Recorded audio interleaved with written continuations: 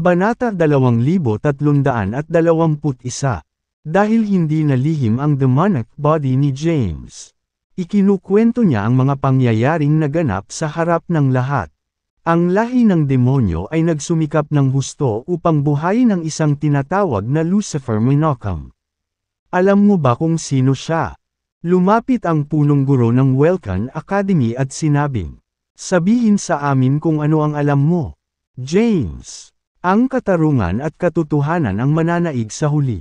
Naiintindihan mo, punong guro." Nagpatuloy si James. Si Lucifer Menachem ay ang tanging kadugo ng Demon Emperor noong sinaunang panahon. Sa labanang iyon matagal na ang nakalipas. Nakita niya ang sarili niyang kamatayan. Kaya, tinatakan niya ang kanyang inapo sa Mount Wolvern.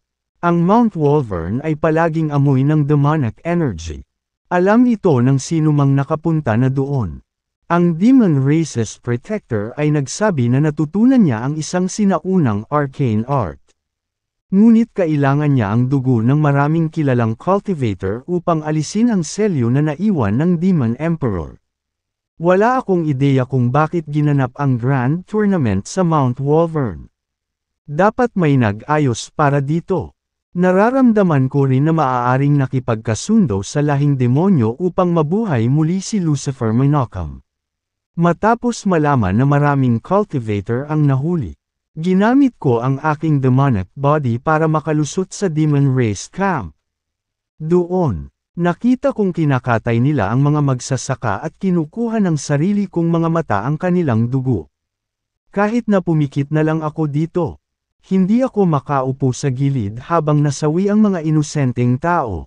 Sa mahalagang sandali, humakbang ako at ipinakita ang aking token, na tinapos ang walang kabuluhang pagpatay. Ginamit ko ang aking demonic energy para ilabas ang selyo at muling buhayin si Lucifer para iligtas ang lahat. Noon lang umatras ang Demon Race. Gayunpaman, upang maiwasang malantad ang aking pagkakakilanlan, bumalik lamang ako upang iligtas ang mga magsasaka pagkatapos ng isang araw. Isinalaysay ni James ang buong katotohanan. Ito ang buong katotohanan. Kahit na mayroon akong demonic body, hindi ako miyembro ng Demon Race. Kaya ko lang utusan ang bawat miyembro ng Demon Race sa Ancient Realm gamit ang aking token lamang. Ngunit hindi ko ginawa ang ganoong bagay. Ako ay tao. Sa bawat sandali ng aking pag-iral, nabubuhay ako upang protektahan ang mga tao. Noon sa Ancient Clan, lahat kayo ay napahamak kung hindi ko itinaya ang aking buhay. Tungkol sa dahilan kung bakit napili ang Mount Wolvern bilang lokasyon ng Grand Tournament. Natatakot ako na ang Patriarch ng Divinity Sect ay may utang na paliwanag sa atin. Itinuro ni James ang Divine Holy Emperor, na nakaupo na sa kanyang upuan. Ang punong guro ng Welcan Academy ay humakbang at tumingin sa kanya. Sinabing, "Banal na Emperador, sinabi sa amin ni James ang lahat ng kanyang nalalaman. Kahit na siya ay nagtataglay ng isang demonic body. Iniligtas niya ang ating buhay ng paulit-ulit. Natatakot ako na may utang ka pa sa amin ng paliwanag tungkol sa lokasyon ng Grand Tournament." Paliwanag. Ang banal na emperador ay ngumiti ng mahina at sinabi, "Ano ang silbi niyan? Ngayong dumating na ito, sa tingin ko ay wala nang maniniwala sa sasabihin ko. Kung ganoon, mas gugustuhin kong aminin ang aking mga ginawa." Tumayo siya. "Tama iyan. Ako iyon. Nakipagtulungan ako kay Marquis Tenzin para buhayin muli si Lucifer kapalit ng pinakamahusay na pamamaraan ng paglilinang ng lahing demon." Nang marinig ito, natigilan ang mga tao. Marami ang nag-awit kaagad ng kanilang mga espada.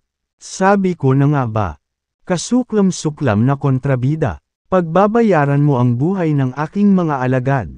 May nag-awit ng kanilang espada at sumugod patungo sa banal na emperador. Sa isang kisap mata, humarap siya sa kanya at nagpakawala ng malakas na alon ng sword energy. Ito ay isang cultivator na umabot sa sage rank. Gayunpaman, dahil kamakailan lang ay naabot niya ang sage rank, Hindi siya nagkaroon ng pagkakataon laban sa Divine Holy Emperor, habang kumakaway ang mga manggas ng huli. Ang makapangyarihang True Essence ay nagkatotoo at nakakaharang sa pag-atake.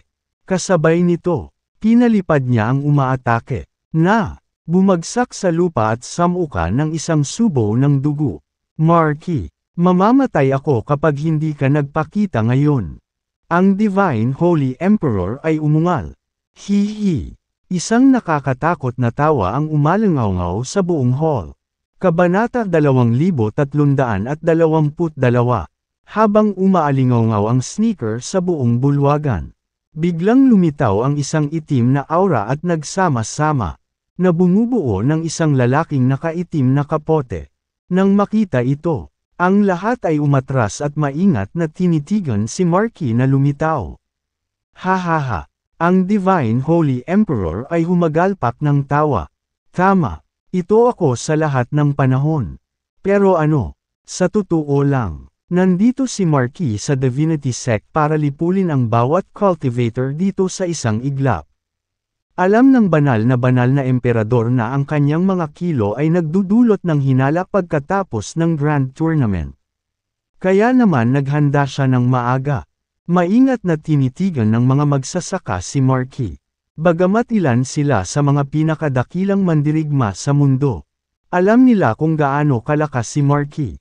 Lalo na ang kanyang curse magic. Sa sandaling isagawa niya ang kanyang curse magic, walang sino man ang magkakaroon ng pagkakataon laban sa kanya. Nagtanong ang punong guro, ano sa palagay mo ang ginagawa mo? Banal na emperador. Ako. Ang Divine Holy Emperor ay malamig na ngumiti. Para sa aking lakas, syempre, ako ay stagnant sa aking ranggo sa loob ng maraming taon na ngayon. Sa pamamagitan lamang ng paglinang ng demonic arts maaari kong mapataas ang aking ranggo. May masamang nangyari, Patriarch. Sa sandaling iyon, sumugod ang ilang mga disipulo ng Divinity Sect at nag-aalalang nagsabi. Napalibutan tayo ng isang grupo ng mga demon race. Nang marinig ito, lahat ay nakaramdam ng lamig sa kanilang gulugod. Alam ni James na mahirap ang sitwasyon. Lumilitaw na ang Divinity Sect ay nakipagsabuatan sa demon race. Kung hindi siya umalis ngayon, hindi niya magagawa sa hinaharap. Nang makita ang lahat ay nasa isang paghaharap kay Marky. Tumalikod si James at sinubukang umalis ng palihim. Aalis na agad. Nagdilim ang mukha ni Marky habang kumakaway. Pilit na hinihila pabalik si James. Pagkatapos, hinampas siya ni Marky sa lupa. Umikot ang blood energy sa loob ng katawan ni James. At samuka siya ng isang subo ng dugo. Gumapang si James nang may matinding kahirapan at malamig na sinabi. Sinalabag mo ba ang utos ko? Marky Tenzin, mayroon akong supreme token ng demon race. How dare you pumatay ng isang kilalang bisita ng demon race? Pananakot ni James sa kanya. Si Marky naman ay napangisi. Sino sa tingin mo ang niloloko mo, James? Tao ka lang na nagkataong nagtataglay ng demonic body. Hindi ka magiging miyembro ng demon race. Matapos kang lipulin at kunin ang iyong token. Baka malaman kong sa akin nga pala ang token. Naglakad siya papunta kay James. Napaatras. Gaano kasigla. Isang tinig ang lumakas. Pagkatapos, isang tao ang pumasok sa bulwagan. Farley. Nang makita si Farley, nagmamadaling sumugod si James sa kanyang tabi. Tumango si Farley kina James at Quintina habang sinabing, James, umalis ka na kay Quintina. Wala kang dapat ipag-alala. Pagkatapos niyang magsalita, tumingin siya kay Marky. Marky, dahil hindi pa nakakabawi ang lakas ko, natalo mo ako sa Ancient Clan. Hayaang magsisimula ang labanan. Hindi ba? Gusto kong makita kung ang curse magic mo ay talagang hindi magaganda. Nakaharap kay Marky of the Demon Race. Si Farley ay nagsuot ng composed look sa kanyang mukha. Pagkatapos ng ilang buwang nakasaradong pagmumuni-muni, ang kanyang lakas ay umabot sa sukdulan nito. Kabanata 2323. Sa hitsura ni Farley, nakahinga ng maluwag si James. Iyon ay dahil si Marky ay napakalakas na ang lahat ng naririto ay walang kalaban-laban sa kanya kahit na pinagsama nila ang kanilang lakas. Isa lang ang makakalaban sa kanya. At iyon ay si Farley Gideon na ang lakas ay bumalik sa sukdulan nito. Hindi nagtagal si James at tumalikod na para umalis. Humakbang si Marky at sinubukang bawiin si James. Gayunpaman, ang bilis ni Farley ay pambihira. Sa isang kisap mata, hamarang siya sa pintuan ng main hall at hamarang sa kanyang dinadaanan. Wearing a composed look on his face, he said coldly, "We could not fight to our heart's content the last time we fight. Hayaan mo akong subukan muli ang lakas ng curse magic mo." Pagkatapos, isang malakas na aura ang lumabas mula sa loob. Sa sandaling iyon, nagmamadaling lumabas si James sa main hall. Pagkatapos, narinig niya ang nakakabinging mga pagsabog sa likuran niya. Sa sandaling nag-away sina Farley at Marky, ang pangunahing bulwagan ay agad na nawasak. Sa takot na manatili ng isa pang segundo, nagmamadaling umalis si James at dumating sa kinaroroonan nina Henry at Delaney. Then, he ordered, "May nangyari." Bumalik kaagad sa Celestial Abode. Agad namang tumalima ang dalawa. Iyon ay dahil naramdaman na nila ang nakakatakot na mga alon ng labanan mula sa pangunahing rurok ng Divinity Sect. Pumasok ang dalawa sa Celestial Abode. Sa sandaling iyon, lumabas ang bawat magsasaka sa kanilang mga silid at pinagmamasdan ang pangunahing taluktok sa di-kalayuan. Ano ang nangyayari? Bakit may away? Nakakatakot na aura. Wala silang ideya kung bakit sumiklab ang away sa pangunahing rurok ng Divinity Sect. Habang si Marky at Farley ay nagtataglay ng napakalaking lakas, ang mga alon ng labanan ay tumagos sa hangin habang ang mga bundok ay nagpapakita ng mga palatandaan ng pagkawatak-watek. Marami ang nagsimulang magpanik. Pagkatapos ng ilang paghahanap, natagpuan ni James si Quintina. Nakatayo siya sa harap ng isang independenteng patio na nakatingin sa mga figures sa kalangitan. Nakakunot ang kanyang mga kilay. Bumulong siya. Anong nangyayari? Bakit nandito si Papa? Ay iyan ba ang lahing demonyo? Quintina. Habang siya ay nalilito, isang boses ang nagmula sa likuran. Lumingon si Quintina at nakita si James. Then, tinanong niya, "Ano ang nangyari?" "Wala akong oras. Dadalhin kita ngayon sa Celestial Abode." Hinawakan ni James ang braso ni Quintina. Pagkatapos, nagkaroon ng malakas na enerhiya mula sa loob ng Celestial Abode at kinaladkad si Quintina papunta sa tahanan. Boom! Mula sa malayo, isang alon ng demonic energy ang naputol sa hangin at tumama sa bundok. Naagad na nawasak. Samantala, maraming cultivator ang namatay sa kamay ng demonic energy bago sila makatakas. Nagsalubong ang kilay ni James. Paano niya nalang ipaubaya ang mga ito sa sarili nilang kapalaran? Pagkatapos ng maikling pag-aalinlangan, ang Celestial Abode ay lalong lumaki. Hindi nagtagal, nag-transform ito sa isang tirahan. 100 metro ang taas na lumutang sa hangin. Pagkatapos, bumukas ang gate, nakatayo sa himpapawid. Sumigaw si James, "Bilisan mo, pumasok ka sa ginintuang pinto." Nang makita ang ginintuang Celestial Abode na lumulutang sa himpapawid, nag-atubili ang mga nagtatakang magsasaka. Saglit, gayunpaman, habang nararamdaman nilang lumalakas ang battle aura, nagmamadali silang sumugod papunta sa Celestial Abode. Hindi nagtagal, nasa loob na sila ng bahay. Inimbak ni James ang Celestial Abode at tumalikod para umalis. Swoosh! Si Marky, nasangkot sa isang matinding labanan laban kay Farley, ay nag-ambala nang makita niyang tumakas si James. Pagkatapos, isang itim na aura ang sumugod kay James. Ang itim na aura ay patuloy na nagbabago at nabuo ang ilang mga sinaunang komplikadong mga simbolo na nagtataglay ng misteryoso at malalim na kapangyarihan. Habang dinadamdam ng mga simbolo si James, naramdaman niyang nakulong siya sa hangin at hindi man lang makatalyze ang true energy.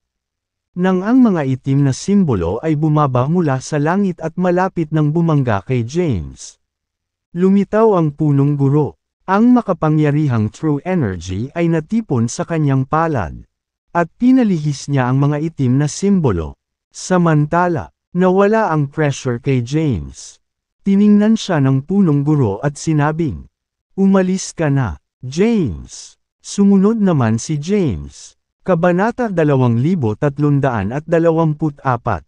Iyon ay dahil hindi siya maaaring makialam sa labanan sa pagitan ng mga superpower. Sa tulong ng punong guro, nagmamadali siyang umalis. Hindi nagtagal, nakarating siya sa labas ng Divinity Sect. Gayunpaman, ang buong lugar ay napapaligiran ng isang grupo ng mga lalaki na nakasuot ng itim na damit. Nakatayo sa himpapawid ang tagapagtanggol ng lahing demonyong si James na nakatagpo sa Mount Wolvern. "Hindi ako makaalis ngayon." Namutla ang mukha ni James. Walang ibang lugar para sa kanya para tumakbo. Muli siyang bumalik sa Divinity Sect. Gayunpaman, sumiklab ang isang matinding labanan. Ang Patriarch ng Divinity Sect ay nakipagsanib puwersa kay Marky Tenzin upang labanan ang iba pang mga magsasaka. Nawasak ang Mount Divinity. Napakalaki ng battle aura na magiging dugo ni James ay nanlamig. Hindi siya naglakas loob na gumala. Pagkatapos sumisid sa isang tumpok ng mga durog na bato, pumasok siya sa Celestial Abode, na unti-unting lumiit hanggang sa ito ay kasing laki ng butil ng buhangin na nakatago sa ilalim ng mga durog na bato. Kasabay nito, maraming magsasaka ang natipon sa loob ng Celestial Abode. Bakas sa mukha nila ang pagtataka dahil hindi nila alam ang nangyari. Sa bundok sa labas ng lungsod, nagkatinginan ang lahat. Sa sandaling iyon, lumitaw si James. Agad na nagsilapitan ang lahat sa kanya. "Anong nangyayari, James?" Kabilang sa kanila si Harold Carmelo, ang Grand Supernatural ng Divinity Sect, at iba pa gaya nina Loki Zabi, Demetrius Lev, at Quintina. Sa sandaling lumitaw siya, mahigpit na hinawakan ni Quintina ang kanyang braso. "Sabihin mo sa akin kung ano ang nangyayari, James." "Wow, huminahon ka." Marahang tinapik ni James ang kamay ni Quintina at sinabing, "Ang isang babae ay dapat maging banayad. Kung hindi, hindi ka makakapag-asawa." Bumitaw si Quintina sa pagkakahawak niya at sinabing, "Cut the creepy and tell me what's going on." Nakatuon ang tingin ng lahat kay James, na nagsalaysay ng sunod-sunod na mga pangyayari sa kung paano niya iniligtas si Farley Gideon sa Ancient Clan. Kung paano natakot si Marky Tenzin sa kanyang token. Hanggang sa sabuatan ng Divinity Sect. "Ano, ikaw ba lahat noon?" Natigilan si Quintina.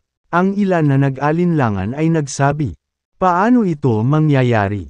Ang Divine Holy Emperor ay isang iginagalang na figure sa sinaunang kaharian. Paano siya nakipagsabuatan sa demon race?" Sabi ni Harold, "Tama, hindi ako naniniwala sa iyo. Ang aking amo ay hindi ganoong klaseng tao." Malamig na sabi ni James, "Are you guys dumb or what?" Siya ang pumili ng lokasyon ng Grand Tournament. Hindi ba niya talaga alam na may kampo ng demon race sa Mount Wolvern?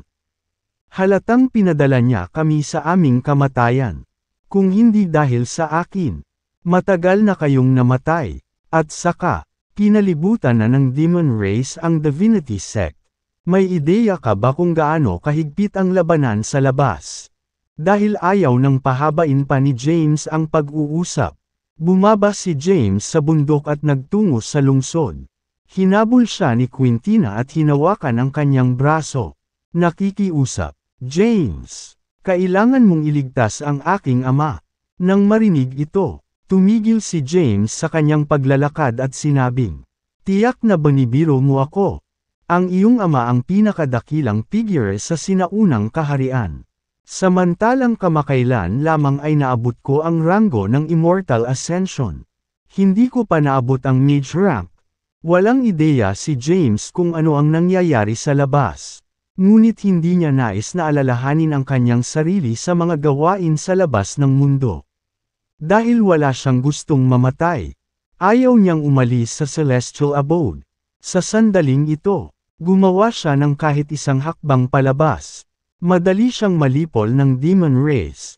At least masisiguro niya ang sarili niyang kaligtasan sa pamamagitan ng pananatilang nakatago sa loob. Batay sa kanyang plano, aalis lamang siya sa Celestial Abode pagkatapos na ligtas na sa labas. Kabanata 2325. Kung tungkol naman sa kapalaran ng lahat sa labas. Walang pakialam si James. Hindi siya isang tagapagligtas. Tulad ng para sa mga magsasaka dito. Iniligtas lamang niya ang mga ito nang hindi sinasadya sa saklaw ng kanyang mga kakayahan. Dahil ito ang Celestial Abode. Nawala si James at muling nagpakita sa mansion ng City Lord sa isang iglap. Nang isang mata, James. Tinadyakan ni Quintina ang kanyang mga paa. Samantala, nasa looban ng City Lord's mansion sina Henry at Delaney. Kahit na pumasok ang dalawa sa Celestial Abode, wala silang ideya kung ano ang nangyari. Pumasok si James. Agad na tumayo si Delaney at nagtanong. Anong problema, James? Anong nangyari sa labas? Isinalaysay ni James ang sunod-sunod na mga pangyayaring naganap. Nang marinig nila ito, sa wakas ay naunawaan na nila. Sinabi ni James, ang sinaunang kaharian ay nasa kaguluhan. At malaki ang posibilidad na ang lugar na ito ay maaaring masakop ng lahing demon. Samantala, ang aking pagkakakilanlan ay nalantad. At ang lahing demonyo ay nais na lipulin ako. Hindi na ako makakatagal dito. Kapag natapos na ang laban sa labas, hahanap ako ng pagkakataon para umalis. Dumating siya sa sinaunang kaharian upang maghanap ng isang lugar upang linangin sa kapayapaan. Ngayon, hindi na siya maaaring manatili dito. Magagawa niyang manatili kung nanalo si Farley. Gayunpaman, kung siya ay matalo, si James ay kailangang tumakas. Sa mga sumunod na araw, binigyang pansin ni James ang labanan sa labas. Dahil siya ang Panginoon ng Celestial Abode, naramdaman niya ang sitwasyon sa labas, kung saan naganap ang isang matinding at nakakatakot na labanan. Nakipagsabuatan ang Divine Holy Emperor sa Demon Race at isinakripisyo pa ang buong Divinity Sect sa makuha ang paraan ng paglilinang ng lahing demon. Sa pamumuno ni Farley, nakipaglaban ang mga magsasaka mula sa buong mundo. Gayunpaman, ang lahing demonyo ay may Marquis Tenzin, ang banal na emperador, ang tagapagtanggol, at marami pang iba. Gaano man kalakas si Farley, unti-unting nawala ng lupa ang mga magsasakang lumaban sa tabi niya. Pagkatapos ng ilang araw ng labanan, ang Ancient Realm ay dumanas ng napakalaking pagkatalo. Sa huli, napagtatanto na ang pagkatalo ay hindi maiiwasan. Si Farley ay tumakas kasama ang kanilang mga magsasaka. Ang Divinity Sect ay naging mga durog na bato, habang ang mga bundok ay nagkawatak-watek. Ang banal na emperador ay natatakpan ng mga sugat, at nawala ang isang braso niya. Sa sandaling iyon, umupo siya sa isang lotus na posisyon sa mga durog na bato at pinagaling ang kanyang mga sugat. Samantala, si Marquis at ang tagapagtanggol ay nakatayo sa tabi niya.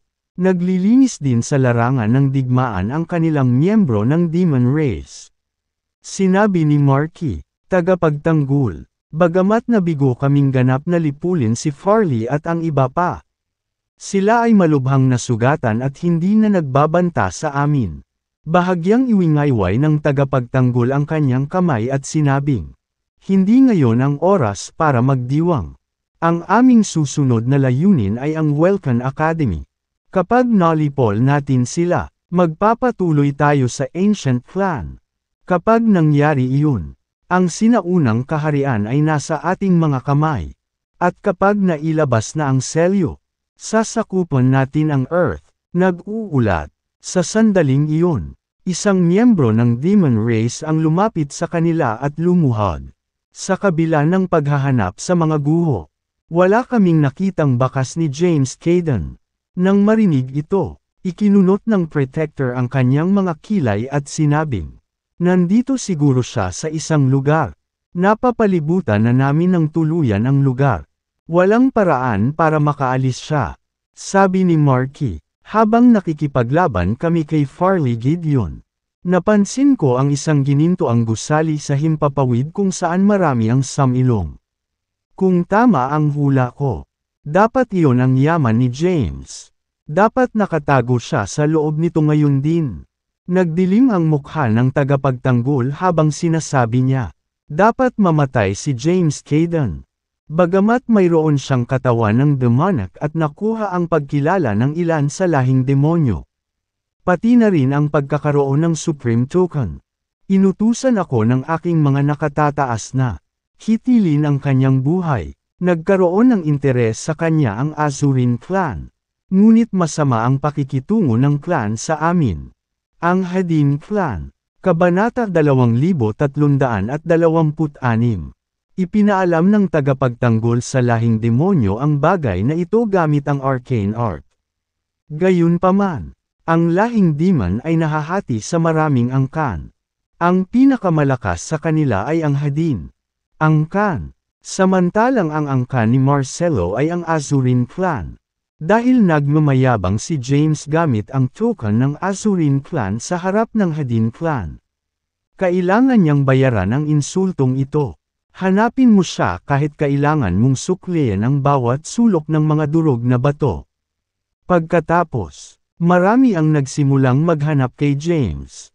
Gayunpaman, kahit anong pilit nila, hindi nila mahanap.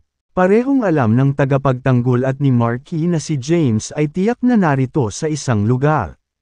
Kaya, tumayo sila sa himpapawid at nagsagawa ng nakakatakot na arcane arts. Walang tigil na binomba ang lugar sa loob ng 10 araw bago huminto. Samantala, humihigop ng alak si James sa Celestial Abode. Nang maramdamang hamina na ang pambobomba sa labas, ngumiti siya ng mahina at sinabing, mukhang wala na sa pasensya ang lahing demonyo. Tanong ni Henry, kailan sila aalis? Hawak ang baso ng alak sa kanyang kamay. Sabi ni James, hindi na kailangang magmadali. Maghihintay pa tayo ng ilang araw. Hindi pa umaatres ang demon race. Mawawalan ako ng buhay kung aalis ako ngayon sa Celestial Abode. Sa sandaling iyon, lumapit si Delaney sa kanila. James, si Quintina ay nasa mansion ng City Lord. Oh, tumayo si James at tinungo ang gate ng City Lord's mansion. Habang tinutulak niya ang pinto ay nakatayo sa labas ang isang babaeng nakasuot ng berdeng damit. Nang makita ni Quintina si James, hindi napigilan ni Quintina na magtanong, James, kumusta ang sitwasyon sa labas ngayon? Nang marinig ito, napataas ang kilay ni James at sinabing, tapos na ang laban. Ang iyong ama ay natalo. Ano? Natigilan si Quintina. Nagmamadaling sabi ni James, huwag kang mag-alala, hindi siya patay.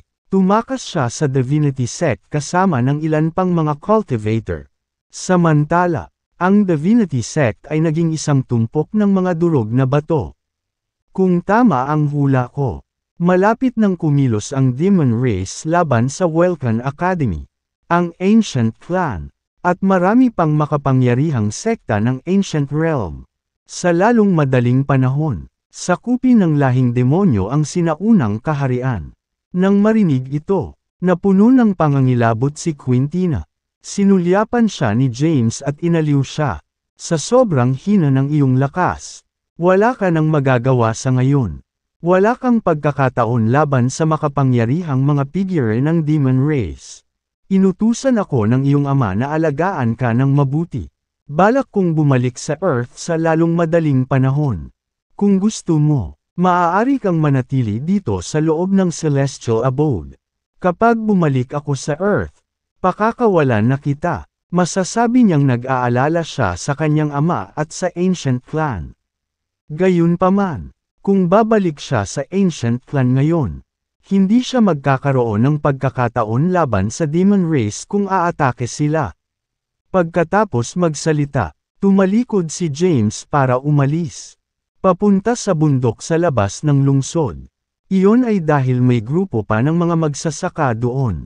Ngayon, kailangan niyang ipaalam sa kanila ang sitwasyon sa labas. Sumunod si Quintina malapit kay James. Dapat may magagawa ka, James. Sabi niya, nagawa mong takutin sila sa pamamagitan ng paggamit ng token noon. Bakit hindi mo magagamit iyon muli? Huminto si James at tumingin kay Quintina sa likuran niya. Sinabing, MS, Quintina, hindi mo ba masyado akong pinapahalagaan? Lakas ng konti, wala na akong magagawa. At saka, naghihingalo din akong malaman kung bakit nila hinahabol ang buhay ko. Talagang naguguluhan siya. Noon, kinilala siya ni Lucifer. Kung hindi siya makakaalis sa Mount Wolvern. Kung ganoon, bakit siya sasalakayin ng lahing demonyo? Maaaring ang tagapagtanggol at si Marky ang humahabol sa buhay ko. Bulong ni James. Kabanata 2327. Naniniwala si James na ito ay malamang na senaryo.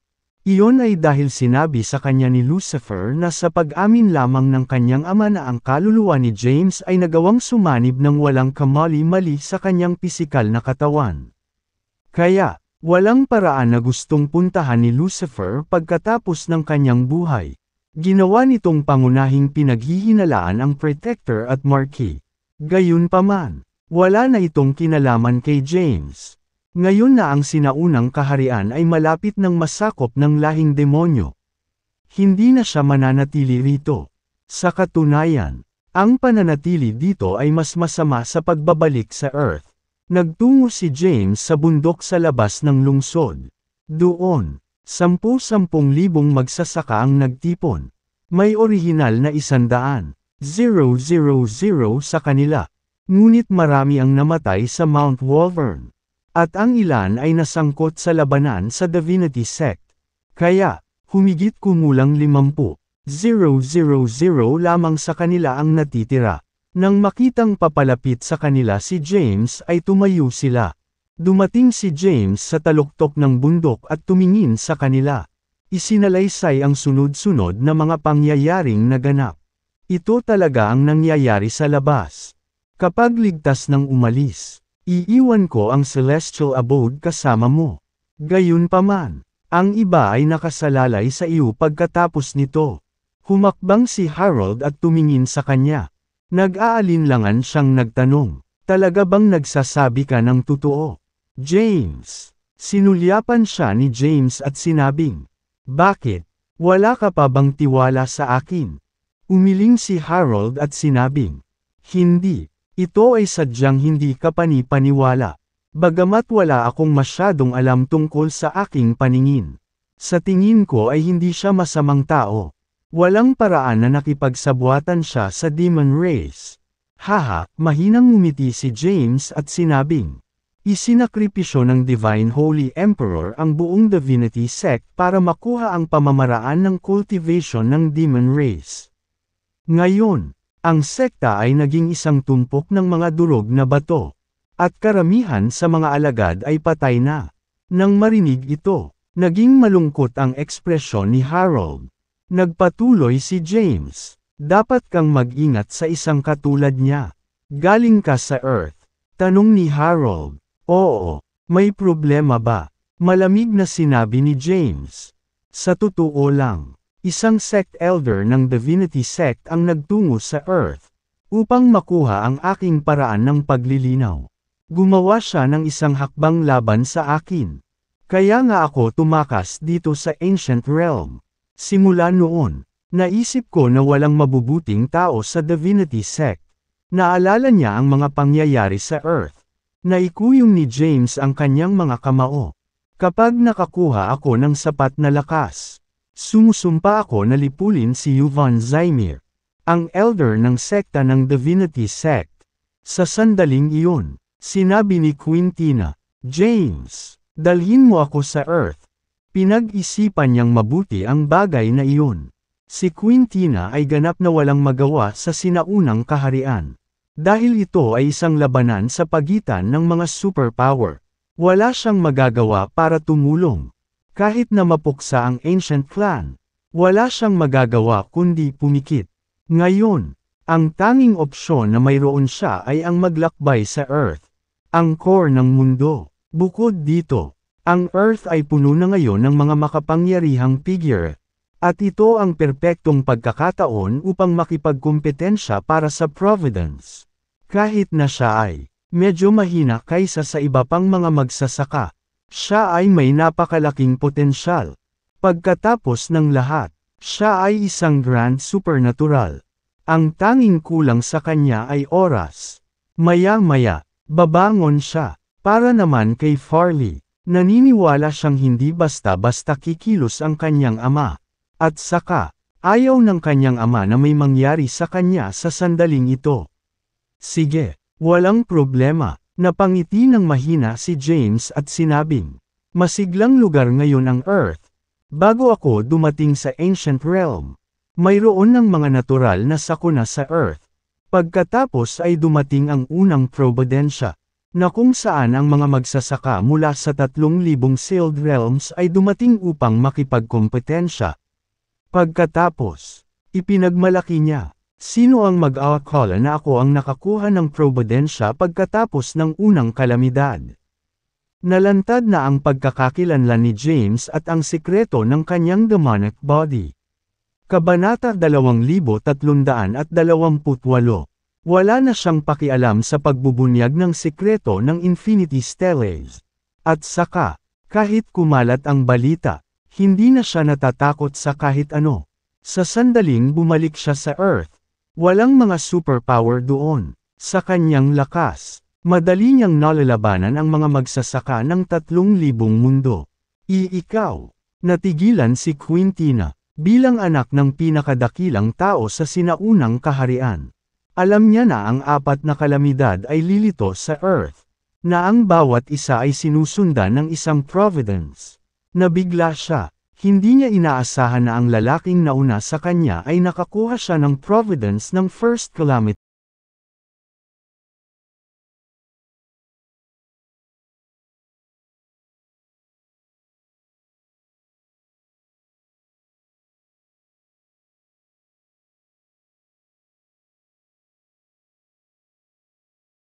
Kapag nakakuha ako ng sapat na lakas, sumusumpa ako na lipulin si Yuval Zaimir, ang elder ng sekta ng Divinity Sect. Sa sandaling iyon, sinabi ni Quintina, James, dalhin mo ako sa Earth. Pinag-isipan niyang mabuti ang bagay na iyon. Si Quintina ay ganap na walang magawa sa sinaunang kaharian. Dahil ito ay isang labanan sa pagitan ng mga superpower. Wala siyang magagawa para tumulong. Kahit na mapuksa ang Ancient Clan, wala siyang magagawa kundi pumikit. Ngayon, ang tanging opsyon na mayroon siya ay ang maglakbay sa Earth, ang core ng mundo. Bukod dito, ang Earth ay puno na ngayon ng mga makapangyarihang figure, at ito ang perpektong pagkakataon upang makipagkumpetensya para sa Providence. Kahit na siya ay medyo mahina kaysa sa iba pang mga magsasaka, siya ay may napakalaking potensyal. Pagkatapos ng lahat, siya ay isang grand supernatural. Ang tanging kulang sa kanya ay oras. Maya-maya, babangon siya. Para naman kay Farley, naniniwala siyang hindi basta-basta kikilos ang kanyang ama. At saka, ayaw ng kanyang ama na may mangyari sa kanya sa sandaling ito. Sige. Walang problema, napangiti ng mahina si James at sinabing, masiglang lugar ngayon ang Earth. Bago ako dumating sa Ancient Realm, mayroon ng mga natural na sakuna sa Earth. Pagkatapos ay dumating ang unang Providensya, na kung saan ang mga magsasaka mula sa 3,000 sealed realms ay dumating upang makipagkompetensya. Pagkatapos, ipinagmalaki niya, Sino ang mag-aakala na ako ang nakakuha ng probidensya pagkatapos ng unang kalamidad? Nalantad na ang pagkakakilanlan ni James at ang sikreto ng kanyang demonic body. Kabanata 2328. Wala na siyang pakialam sa pagbubunyag ng sikreto ng Infinity Stellaes. At saka, kahit kumalat ang balita, hindi na siya natatakot sa kahit ano. Sa sandaling bumalik siya sa Earth. Walang mga superpower doon. Sa kanyang lakas, madali niyang nalalabanan ang mga magsasaka ng 3,000 mundo. Ikaw, natigilan si Quintina, bilang anak ng pinakadakilang tao sa sinaunang kaharian. Alam niya na ang 4 na kalamidad ay lilito sa Earth, na ang bawat isa ay sinusundan ng isang providence. Nabigla siya. Hindi niya inaasahan na ang lalaking nauna sa kanya ay nakakuha siya ng providence ng first calamity sa Earth. No wonder ganito kakahanga-hanga. She murmured. Hindi ka paniwala ang lakas ni James. Noong una siyang dumating sa sinaunang kaharian. Mahina siya at hindi gaanong mahalaga. Gayunpaman, hindi nagtagal. Nakayanan niya ang mga galaw ni Hayden Salvatore. Pagkatapos, kahit si Harold sa kanyang buong lakas ay hindi makakalimutan sa kanya. Ang bilis ng cultivation na ito ay hindi maisip para sa kanya. Kahit na siya ay isang grand supernatural na nagtataglay ng napakalaking potensyal. Ang bilis ng kanyang paglilinang ay hindi maihahambing sa kanya. Pagkatapos ng ilang pagmamayabang, hindi na nagsalita si James at bumaba na sa bundok. James! Boses ni Harold ang nanggaling sa likuran. Lumingon sa kanya si James at nagtanong. Anong problema? Huminga ng malalim si Harold at sinabing, maaari mo rin ba akong dalhin sa Earth? Gusto mo rin bang pumunta? Oo, malungkot na tumanggo si Harold. Kahit na siya ay isang grand supernatural, siya ay isang mababang loob. Bilang anak ng isang maharlika at kanyang may bahay sa isang bansa sa sinaunang kaharian. Ang kanyang ina ay pinatay sa kanyang kapanganakan. Iniwan niya ang kanyang pamilya upang mag-isa na magtanim. Nagtitiis ng hirap sa daan. Lahat para sa kapakanan ng pag-angat sa kapangyarihan balang araw. Matapos sumali sa Divinity Sect, naisip niyang malapit na niyang marating ang rurok ng kanyang buhay. Gayunpaman, hindi niya inaasahan na magiging ganito ang sekta. Hindi na siya maaaring manatili sa Divinity Sect. Siya ay isang grand supernatural. Isang henyo sa kanyang panahon. Nais niyang magtungo sa Earth at makipagkumpetensya para sa Providence upang ang kanyang lakas ay tumaas. Siyempre ikaw ay maaaring. Tumanggo si James at tumingin sa iba. Kaya kung dalhin ang lahat sa Earth. Sa totoo lang, madali kang makakadaan sa selyo ng mag-isa. Sa paglitaw ng Providence sa Earth, ang selyo ay hamina, hanggat wala ka pang 100 taong gulang at nagtataglay ng napakalaking lakas. Madali kang makakarating sa Earth. Kalimutan mo na. Hindi pa rin ako makakalaban para sa probidensya sa aking kasalukuyang lakas. Ang mga providence ay nabibilang sa mga henyo. Wala silang kinalaman sa akin. Hindi ako pupunta. Maraming nag-usap. Hindi nila gustong pumunta sa Earth. Para sa kanila, hindi nila magagawang makipagkumpetensya para sa Providence pa rin. Walang sinabi si James. Ipinaalam niya sa kanila ang sitwasyon sa labas. Kung tungkol sa kanilang desisyon, wala siyang pakialam.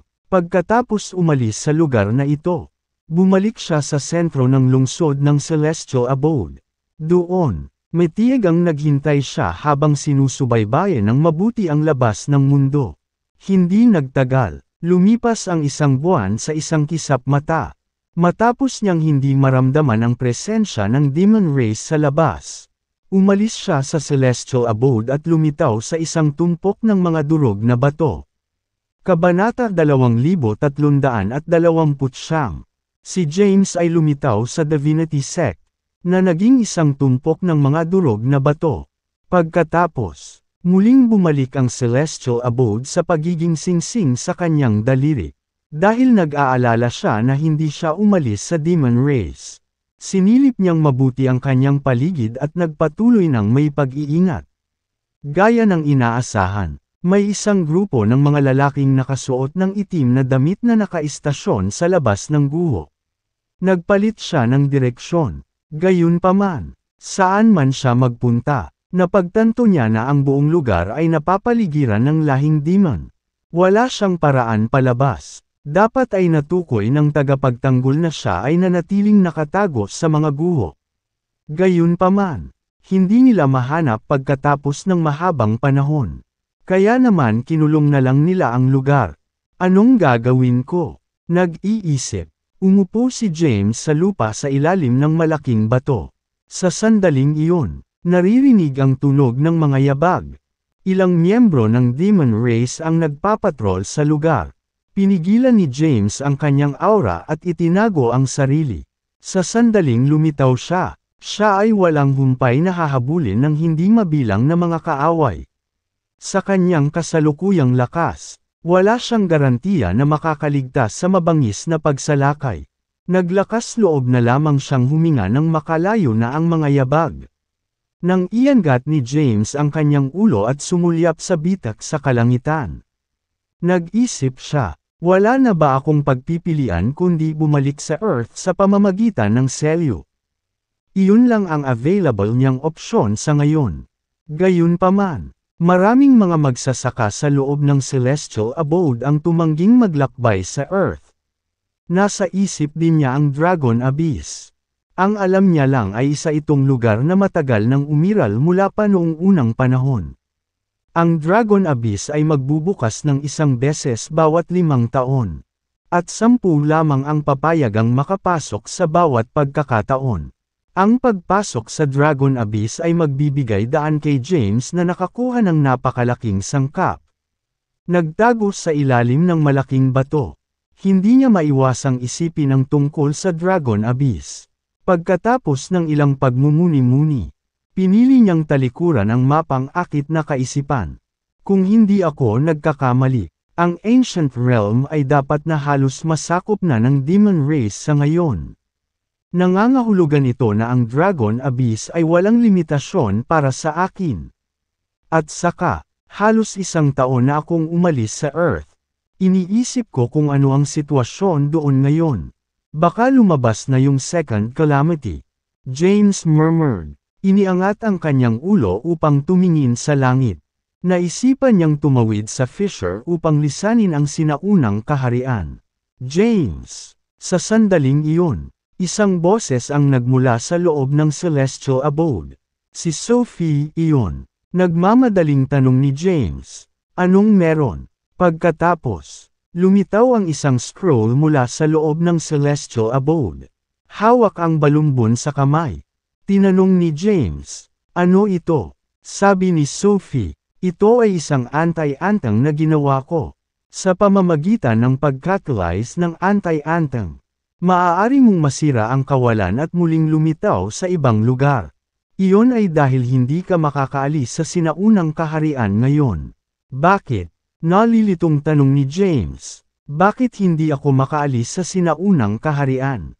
Sabi ni Sophie. Hindi ko talaga masabi kung bakit. Kapag naabot ko na ang aking ranggo, kahit papaano ay nakikita ko na ang kanilang mga kapalaran. Nararamdaman kong may mawawala sa iyo kung aalis ka sa Ancient Realm ngayon. Ano ang mawawala sa akin? Tanong ni James. Sabi ni Sophie, hindi ko rin alam. Tandaan lamang na ang tadhana ay nakatakda na. Noon tayo ay nasa Earth. Pinunit ko ang selyo at pinayagan kang umalis. Gayunpaman, napunta ka sa sinaunang kaharian. Ito ang tadhana. Kumunot ang noo ni James at sinabing, ano ba ang pinagsasabi mo? Dahil sinabi iyon ni Sophie, alam niyang hindi siya makakaalis ngayon. Pero ano ang eksaktong mawawala sa kanya? Hindi ito maisip ni James. At hindi rin ito mailarawan ni Sophie ng detalyado. Sa pagtingin sa scroll sa kanyang kamay, nakatalyze niya ang true essence. Nadahan daw ang tumagos sa scroll. Sa sandaling iyon, Kumikinang at nabuhay ang mga mahiwagang simbolo sa scroll. Pagkatapos, nagkaroon ng malakas na enerhiya mula sa loob ng scroll. Kabanata 2330. Binalot siya ng enerhiya, at nawala siya ng walang bakas. Ramdam ni James na lumabo ang kanyang paningin. Nang muli siyang lumitaw, nakarating siya sa hindi kilalang lugar. Ang tumpok ng mga durog na bato ay naglaho. Napalitan lamang ng magagandang tanawin. Sa pagtingin sa mga bundok at ilog sa harap niya, nakahinga ng maluwag si James at bumulong. Sa wakas, umalis na ako sa Divinity Sect. Ngayong napakaraming oras na ang lumipas. Iniisip ko kung ang lahing demonyo ay gumawa ng hakbang laban sa Welkan Academy at sa Ancient Clan. Iniisip ko kung kumusta na si Melanie sa Welkan Academy. Sa sandaling iyon, naisip niya si Melanie, ang babaeng nagligtas sa kanya noong una siyang dumating sa sinaunang kaharian. Nagplano siyang magtungo sa Welkan Academy sa ngayon para tingnan. Pagkatapos, nagmamadali siyang umalis at tinungo ang direksyon ng Welkan Academy. Naglakbay siya ng ilang araw. Matapos ganap na lisanin ang rehiyon ng Divinity Sect, binuksan niya ang Celestial Abode at inilabas ang lahat sa loob. Ligtas ka na ngayon. Bumalik ka sa kung saan ka man nanggaling. Sabi ni James. Salamat sa pagligtas sa buhay ko. James. Salamat. Tatandaan ko ang ginawa mo para sa akin. Maraming umalis pagkatapos magpasalamat kay James. Di nagtagal. Sina Quintina at Harold na lang ang natira. Tumingin si Harold kay James at nagtanong. Hindi ka ba babalik sa Earth? James. Bahagyang umiling si James at sinabing. Hindi ngayon. Babalik ako kapag naging malakas na ako. Pagbalik ko sa Earth, lilipulin ko ang Sect Elder ng Divinity Sect. Kung ganoon, pupunta ako ngayon sa Earth. Inangat ni Harold ang kanyang ulo at tumingin sa bitin sa langit bilang pag-asa.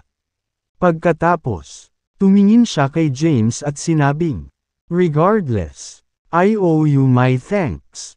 Kung hindi dahil sa iyo, pinatay na sana ako sa Divinity Sect. Pupunta ako sa Earth at hihintayin kita doon.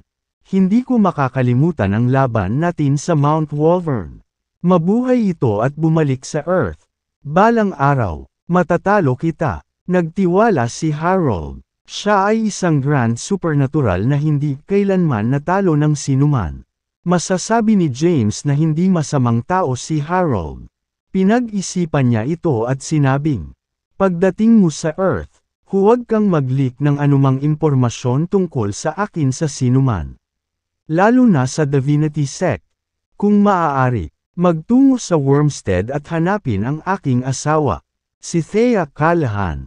At sabihin sa kanya na ako ay ligtas at maayos. Tandaan mo, si Thea lang ang sabihin mo at wala nang iba. Nagtiwala siya kay Harold. Kahit na-miss na niya si Thea, hindi siya nakabalik ngayon. Dahil dito, maaari lamang niyang hilingin kay Harold na sabihin sa kanya ang kanyang salita. Tumango si Harold at sinabing, sure, I will convey your message to her. Then, tumalon siya sa hangin, sa ilalim ng mapagbantay na titig nina James at Quintina. Ang kanyang katawan ay pumasok sa bitin, at nawala siya sa kanila. Tingnan, pagkaalis ni Harold, tumingin si James kay Quintina at nagtanong, hindi ka ba pupunta? Si Quintina ay nakasuot ng berdeng damit. Ang kanyang curvaceous figure at maseselang features ay nagsisilbing accentuate lang sa kanyang beauty. Sumulyap kay James. Tinanong niya, bakit? Sinusubukan mo akong itaboy ngayon? Hindi. Nagkakamali ka. Napangiti ng mapait si James at sinabing, I mean, bakit ako? Nagpaplano akong bumalik sa Welkan Academy para tingnan. Baka kaladkarin mo ako pababa kapag sinundan mo ako. Kinagat ni Quintina ang kanyang mga labi. Kahit na siya ay isang grand supernatural, siya ngayon ay isang pabigat kay James. Siya lamang ang mangangahas ng ganoong bagay sa buong mundong ito. Takong gayon, Papasok lang ako sa Celestial Abode. Bahagyang hinaplos ni Quintina ang nakakalat na itim na buhok sa kanyang balikat. Namumula ang kanyang glamorous na mukha. Sabi niya, ako agad akong nakipag-usap kay Delaney sa sandaling pumasok ako sa Celestial Abode. I'll chit-chat with her inside and maybe even cultivate following Sophie's guidance. Habang si Quintina ay nasa loob ng Celestial Abode noong nakaraang buwan. Mas naging pamilyar siya kay Delaney. Alam na rin niya ngayon ang kapangyarihan ni Sophie. Kabanata 2331. Mahigpit itong hiniling ni Quintina. Kaya walang pagpipilian si James kundi pasukin siya sa Celestial Abode. Pagkatapos, tumalikod si James at umalis. Matapos matukoy ang direksyon, mabilis siyang sumulong. Nalik na ang itsura niya. Kung lumibot siya sa ancient realm ng ganito, maaaring matuklasan ang kanyang kinaroroonan. Kaya gumawa siya ng maskara. Ito ay isang kulay pilak na maskara na nakatago sa bahagi ng kanyang mukha. Tanging ang ibabang bahagi ng mukha niya ang nakikita. Makalipas ang isang araw, ipinakita si James sa isang lungsod. Dahil hindi siya pamilyar sa ancient realm, kailangan niyang bumili ng mapa para mahanap ang Welcan Academy. Kahit na siya ay kasalukuyang magsasaka, kailangan pa rin niyang kumain. Ito ay isang ugali na kinuha niya sa Earth. Pagkaraan ng ilang saglit na hindi kumain, parang may nawala sa kanyang puso. Ang lungsod sa sinaunang kaharian ay medyo maunlad. Nagkaroon ng maraming foot traffic. Sa isang restaurant sa lungsod, dahan-daang ninanamnam ng isang lalaking nakasuot ng itim na damit at kalahating pilak ang ilang masasarap na pamasahe sa isang sulok. Maraming tao ang nagkukumpulan sa restaurant at walang ginagawang daldalan. Narinig mo na ba? Nawasak ang Divinity Sect. Ma'am, alam ko. Narinig ko na nawasak ito ng Demon Race. Pinalibutan at inatake ng Demon Race ang Divinity Sect. Ang labanan ay sinalihan ng napakalakas na mga magsasaka mula sa sinaunang kaharian. Ngunit lahat ay namatay. Ang mga taong nagtipon ay kadalasang nag-uusap tungkol sa Divinity Sect. Gayunpaman, walang nakakaalam sa katotohanan sa likod ng pangyayari. Matapos marinig ang lahat ng ito, walang sinabi si James at kumuha ng isang pagpipilian na berry mula sa Celestial Abode. Casual niya itong inihagis sa mesa bilang bayad sa kanyang pagkain. Lumabas siya ng restaurant, pumunta sa isang grocery store sa lungsod, at bumili ng detalyadong mapa ng ancient kaharian. Nang makalabas na siya ng syudad, mataman niyang tingnan ang hawak niyang mapa. Matapos matukoy ang kanyang lokasyon, natuklasan niya na medyo malayo ito sa Welcan Academy. Kahit na ang kanyang kasalukuyang lakas, aabutin siya ng halos 10 araw bago makarating kung maglakbay siya ng mabilis hanggat kaya niya. Sana ay maayos ang Welcan Academy. Tinupi ni James ang mapa at nagmamadaling umalis. Sa sumunod na 10 araw o higit pa, mabilis na naglakbay si James. Ang Welcan Academy ay ang pinakamakapangyarihang akademya sa larangang ito. Ito ay hindi mas mahina kaysa sa Divinity Sect. Sa katunayan, ito ay mas makapangyarihan. Malapit sa Welcan Academy ay isang lungsod din. Ang pangalan nito ay Moonlit City. Dumating si James sa Moonlit City. Gayunpaman, ang dating mataong lungsod ay naging isang ghost town. Walang mahahanap sa malawak na lungsod. Flip-flop, flip-flop. Ang tunog ng mga yabag ay nagmula sa malayo. Si James, na nakatayo sa lungsod, ay lumingon upang tumingin. Sa di kalayuan, may paparating na kabalyero. May humigit kumulang 50 kabalyero. Lahat ay mandirigma sa mga kabayo at nakasuot ng baluti. Sumunod ang mga mandirigma kay James at pinalibutan siya. Malamig na sumigaw ang general na nangunguna. Sino ka? Ano ang nagdala sa iyo sa Moonlit City? Alam na alam ni James na ang Moonlit City ay pinamamahalaan ng Welcan Academy. Ang mga magsasaka ng Moonlit City ay inilikas. At ilang mandirigma na lamang ang natitira upang magpatrolya. Ibig sabihin, bumalik na si Farley, ang punong guro, at ang iba pa, bilang pag-iingat laban sa Demon Race. Inilikas na nila ang lahat. Alam din ni James na ang mga ito ay mga mandirigma ng Welcan Academy. Tinanggal niya ang maskara niya at ipinakita ang mukha niya. Sa pagtingin sa mga mandirigma, sinabi niya, "Ako si James Caden, isang disipulo ng Sect Elder Yon Xenocrates ng Welcan Academy. Nakatakas lang ako sa Divinity Sect." James Caden. Bahagyang natigilan ang mandirigmang nangunguna. Malinaw na narinig niya si James. Gayunpaman, hindi niya ito nakita kailanman. Kabanata 2332.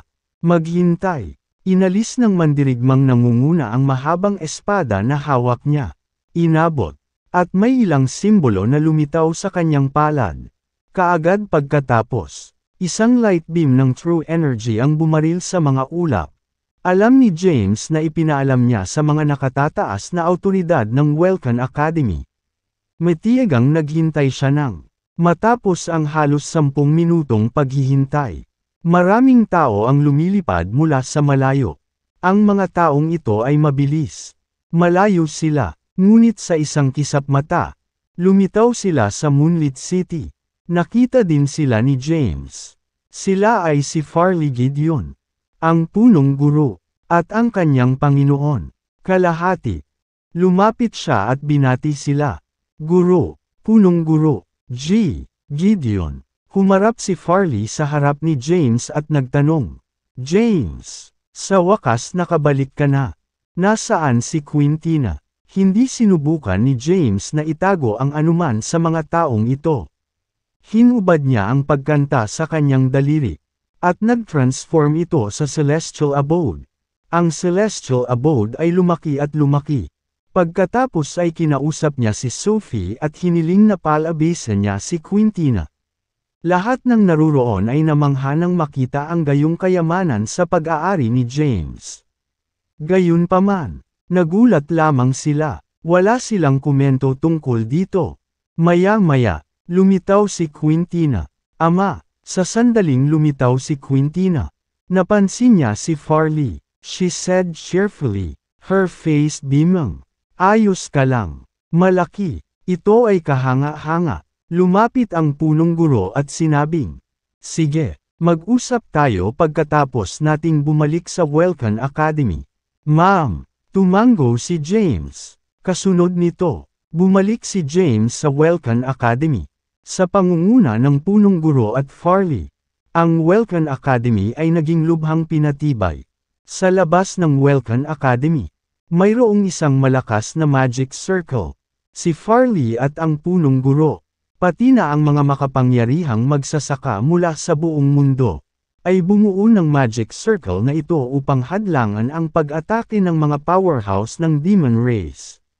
Sa pangunahing tuktok ng Welcan Academy, ang punong guro, sina Farley, Yon, James, at Quintina ay nagtipon sa pangunahing bulwagan. Tumingin si Farley kay James at sinabing, "James, malapit nang maging battlefield ang Welcan Academy. Ang lugar na ito ay hindi angkop para sa isang mahabang pamamalagi. Dapat umalis ka na. Nag-aalala ako na may nangyari din sa akademya. Kaya bumalik ako para tingnan." Paliwanag ni James. Ang sabi ng punong guro. Sa nakalipas na ilang taon, naging aktibo ang Demon Race. Nakipagsabuatan ang Divine Holy Emperor sa Demon Race. At bilang resulta, ang kaharian na ito ay nagdusa ng husto. Maraming makapangyarihang magsasaka ang napatay sa labanan sa Divinity Sect. "Ma'am," sumang-ayon si Yon at sinabing, "Nagpasya kaming lumaban hanggang kamatayan laban sa lahing demon. Ang lokasyon ay Welcan Academy. Ang mga mag-aaral sa Welcan Academy ay inilarawan ang lahat sa isang ligtas na lokasyon. Ngayon ay naghihintay kami para sa hukbo ng Demon Race na dumating sa Welcan Academy." Nang malaman niya na ang lahat ng mga mag-aaral sa Welcan Academy ay inilikas na ang naramdaman ni James. Gumaan ang loob. Dumating siya dahil nag-aalala rin siya kay Melanie. Naglabas ng token ang punong guro at ibinigay kay James. Bahagyang natigilan si James. Tinanong niya, ano ito? Sinabi ng punong guro, ito ang susi sa Dragon Abyss. Minsan sa bawat 5 taon. Ang Dragon Abyss ay binuksan. Ang Welcome Academy ang nag-host ng pinakabagong Grand Tournament. Kaya naman nasa akin ang token. Nagkaproblema ang Divinity Sect bago ko maibigay ang token. Binibigyan kita ng token ngayon. Maaari kang maglakbay sa Dragon Abyss gamit ang token. I unlock ang Dragon Abyss. At pumasok sa loob para mag-cultivate sandali. Tinanggap ni James ang token. Kasinlaki lang ng palad ang token. Ito ay kulay tanso at may nakasulat na ilang mahiwagang sulat. Ipinaliwanag ni Farley. Ang Dragon Abyss ay isang banal na lugar para sa paglilinaw sa sinaunang kaharian. Ito ay naipasa mula noong sinaunang panahon. Maraming makapangyarihang magsasaka ang bumisita sa Dragon Abyss at nagtanim doon. Ang Dragon Abyss ay matatagpuan sa isang isla sa Endless Sea. Ang isla ay napapalibutan ng isang misteryosong magic circle. Walang sino mang maaaring magbukas ng magic circle. Ang mga may token lang ang makakapag-unlock nito. Ma'am, tumango ang punong guro at sinabing, nabigyan ka na ngayon ng token. Dalhin mo si Quintina at magtanim doon sandali. Pagkatapos, sa lalong madaling panahon, umalis sa Ancient Realm at bumalik sa Earth. Ang sinaunang kaharian ay malapit nang bumaba sa kaguluhan. Hindi ka dapat manatili dito. Kabanata 2333. Nagawa ng Welcome Academy ang mga kaayusan para sa mga alagad nito. Ang mga taong nanatili sa Welcome Academy ay pawang makapangyarihang magsasaka. Ang mga cultivator na ito ay nagmula sa buong mundo. Hindi lang Welcome Academy. Ngayon na ang sinaunang kaharian ay malapit ng mahulog sa kaguluhan. Ang punong guro at ang iba pa ay wala nang pakialam sa Dragon Abyss. Sa halip, binigyan nila si James ng token para i-unlock ang Dragon Abyss. Ang punong guro, ang Dragon Abyss ay maaari lamang ma-access ang isang beses bawat 5 taon. Kapag oras na para i-unlock ito, kailangan ang token. Kung hindi mabubuksan ang Dragon Abyss sa panahon nito, magkakaroon ng 5 taon na paghihintay, bago ito muling mabuksan. Ayon sa aking mga kalkulasyon, dumating na ang oras upang i-unlock ang Dragon Abyss. May 1 buwan pa bago ito magsara. Magagawa mo pa rin kung nagmamadali ka ngayon. Kung lumipas na ang oras, hindi mo na ito mabubuksan kahit may token. Hindi naman tumutol si James at agad na sumagot. Okay. Kung ganoon ang kaso, pupunta ako kaagad sa Dragon Abyss. Nang sabihin niya iyon, tumingin siya kay Quintina, na nakatayo sa isang tabi at nagtanong. Ano iyon? Hindi ka ba aalis ngayon? Pare, mag-iingat ka. Si Quintina ay mukhang atubili na makipaghiwalay kay Farley. Puno ng pagsamba ang mukha ni Farley. Sabi niya, Quintina, isa kang grand supernatural. Mayroon kang walang potensyal na potensyal. Hindi ka kabilang sa sinaunang kaharian. Nabibilang ka sa Earth. Dapat kang pumunta sa Earth at makipagkumpetensya sa mga kahanga-hangang 3,000 mundo para sa probidensya at mga pagkakataon. Binigyan lang siya ni Farley ng ilang maikling tagubilin. Kasunod nito, umalis sina James at Quintina sa Welcome Academy. Pagkatapos nilang lumabas ng Magic Circle, tumingin si Quintina kay James at nagtanong, mayroon ka bang mahiwagang kagamitan sa paglipad? Umiling si James. Ito ay isang bagay na wala siya. Matapos malaman iyon, nagtaas ng kamay si Quintina. Isang berdeng sinag ng kaninang lumabas mula sa singsing sa kanyang daliri. At isang maliit na airship ang lumitaw sa paningin ni James. Ang airship na ito ay hindi masyadong malaki. Ito ay kahawig ng isang bangka. Mukhang naguguluhan si James. Tinanong niya, ano ito? Ito ang mahiwagang kagamitan sa paglipad na iniregalo sa akin ng aking ama. Paliwanag ni Quintina, mabilis itong lumipad at napakabilis ng enerhiya. Habang sinasabi niya ito, sumakay siya sa airship. Sumunod naman si James. Bagamat maliit ang airship, hindi ito nahirapang magdala ng 2 tao ng sabay-sabay. Pagkasakay ni James sa airship, pinaandar ni Quintina ang airship. Ang airship ay dahan-daang umangat sa kalangitan bago tumungo sa Dragon Abyss. Napakabilis ng airship. Ramdam ni James ang lakas ng hangin habang nakaupo sa airship. Gayunpaman, ang gayong maliit na halaga ng paglaban ng hangin ay hindi gaanong mahalaga sa kanya. Tiyak na alam mo kung paano magsaya. Nakaupo si James sa airship. Tumingin siya kay Quintina at nakangiting sinabi, "Hindi ko inaasahan na lilipad talaga ang bagay na ito. Makakagalaw pa ito sa sobrang bilis." Inilibot ni Quintina ang mga mata kay James. Kahit na ang mahiwagang kagamitan sa paglipad ay hindi karaniwan. Ito ay isang mahalagang bagay para sa isang makapangyarihang magsasaka. Wala siyang ibang sinabi tungkol sa paksang ito. Sa halip, binago niya ang paksa at nagtanong, "Ano ang hitsura ng Earth? Maaari mo bang sabihin sa akin ang tungkol dito?" Bilang anak ng nagsasaka sa Ancient Realm, alam niya ang tungkol sa Earth. Alam din niya na ang Ancient Realm ay isang sealed realm, na mayroong 3,000 mundo na katulad nito. At lahat ng 3,000 sealed realm ay dating teritoryo ng Earth. Alam din niya na kapag nasira ang selyo, ang 3,000 sealed realms ay magsasama sa Earth. Gayunpaman, wala siyang ideya kung ano ang Earth. Nagsimulang magwala si James sa kanyang iniisip. Sa kalaunan ay sinabi niyang pagkaraan ng ilang panahon. Ang Earth ay minsan sa panahon ng teknolohiya. Ang mga tao ay may napakakaunting kakayahan sa pakikipaglaban. Halos walang magsasaka.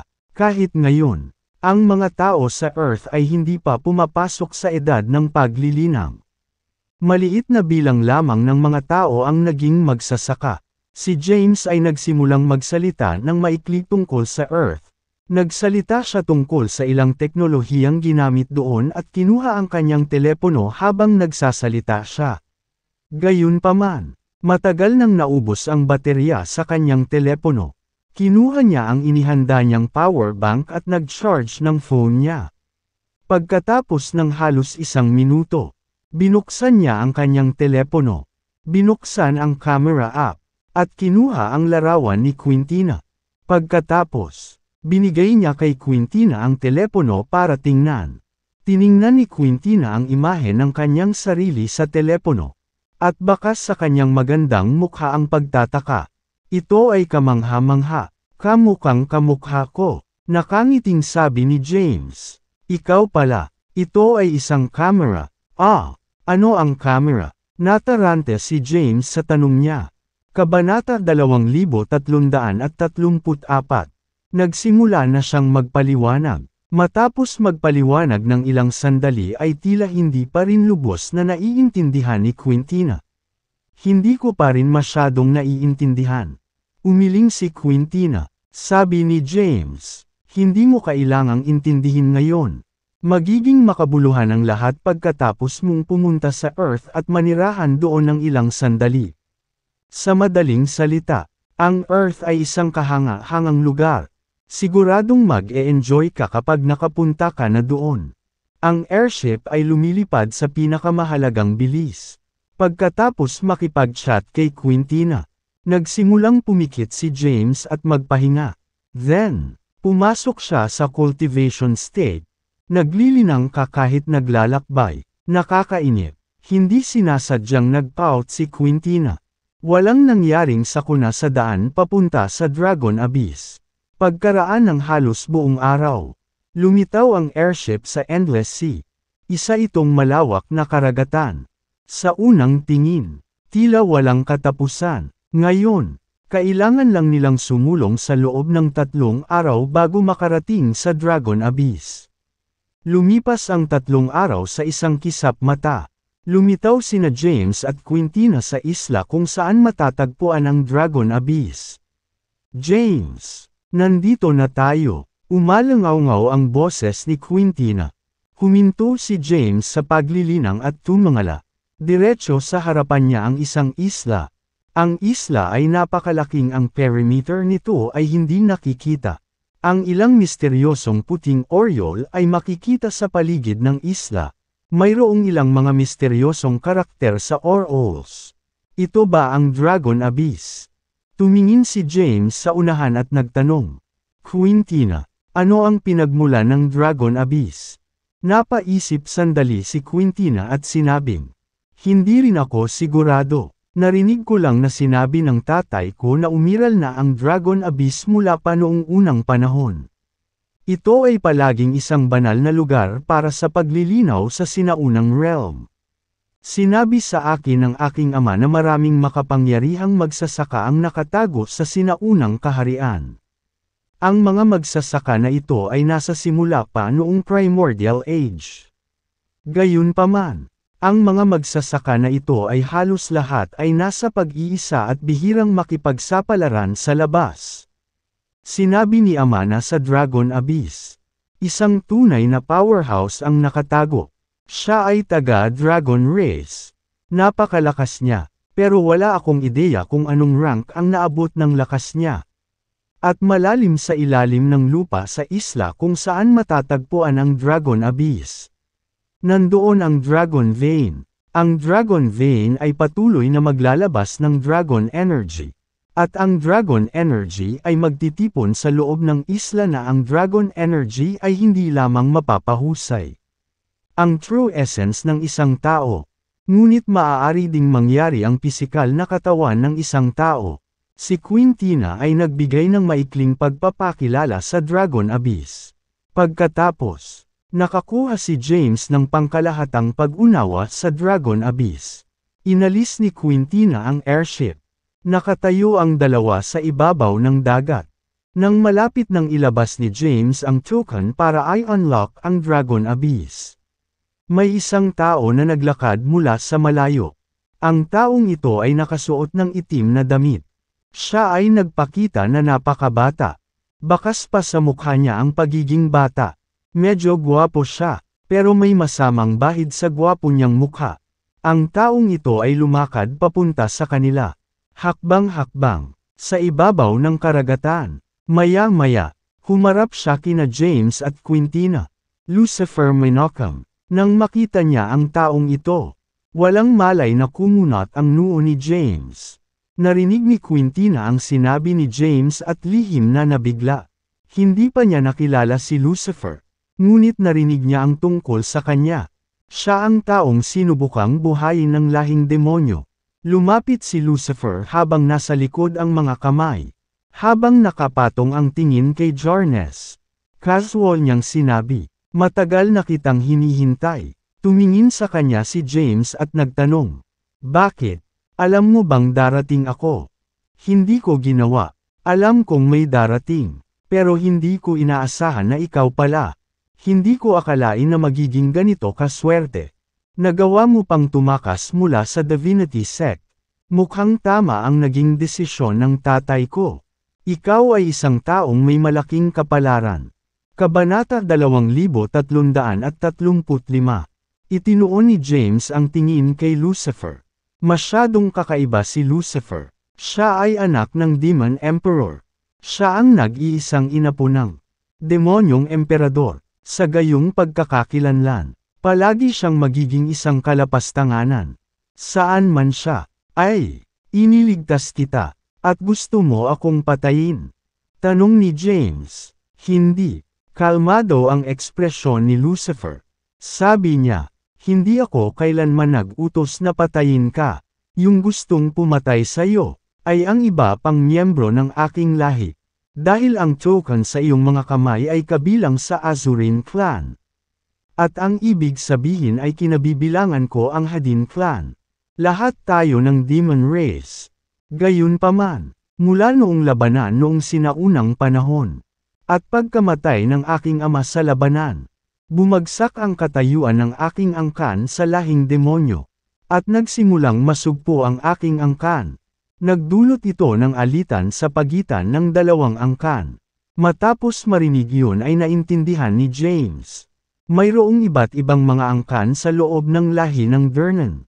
At saka, naniniwala akong hindi ka mamamatay. Napangiti ng mahina si Lucifer. Bakit? Tanong ni James. Tinuro ni Lucifer ang langit.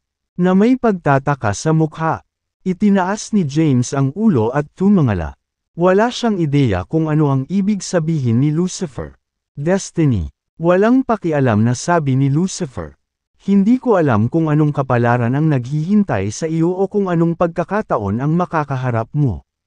Gayunpaman, dahil ang iyong kaluluwa ay ganap na sumanib sa pisikal na katawan na muling itinayo ng demonic lotus. Ikaw ay isang taong may malaking kapalaran. Ang makalangit na landas ay nasa iyong panig.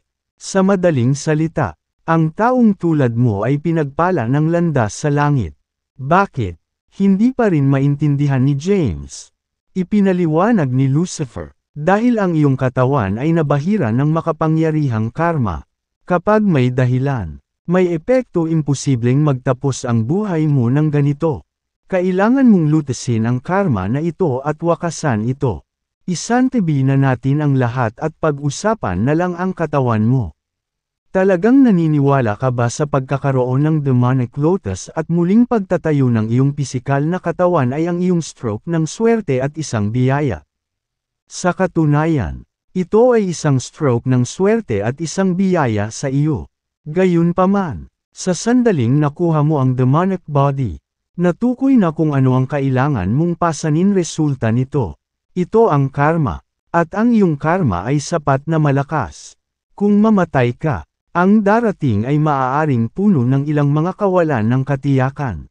Kaya, paprotektahan ka ng landas sa langit kapag mahina ka pa. Naiintindihan mo ba? Tila hindi lubos na naintindihan ni James. Hindi bale na, kahit ipaliwanag ko na sayo. Hindi mo pa rin maintindihan. Makakaapekto ito sa iyo sa hinaharap. Sabi ni Lucifer, ang totoo ay hindi rin niya lubos na naiintindihan ang mga ito. Bahagya lang siyang nalaman dahil mayroon siyang ama na isang demon emperor. Tinanong ni James, kung gayon bakit ka pumunta dito? Lumingon si Lucifer para harapin ang isla sa likod niya. Sabi niya, nandito ako para sa Dragon Abyss. Siyempre, ang Dragon Vein ay nasa ilalim ng Dragon Abyss. Plano kong itanim sa katawan ko ang Dragon Vein. Casual niyang kausap ito. Nagbago naman ang ekspresyon ni Quintina at James. Ilipat ang Dragon Vein sa sarili niyang katawan.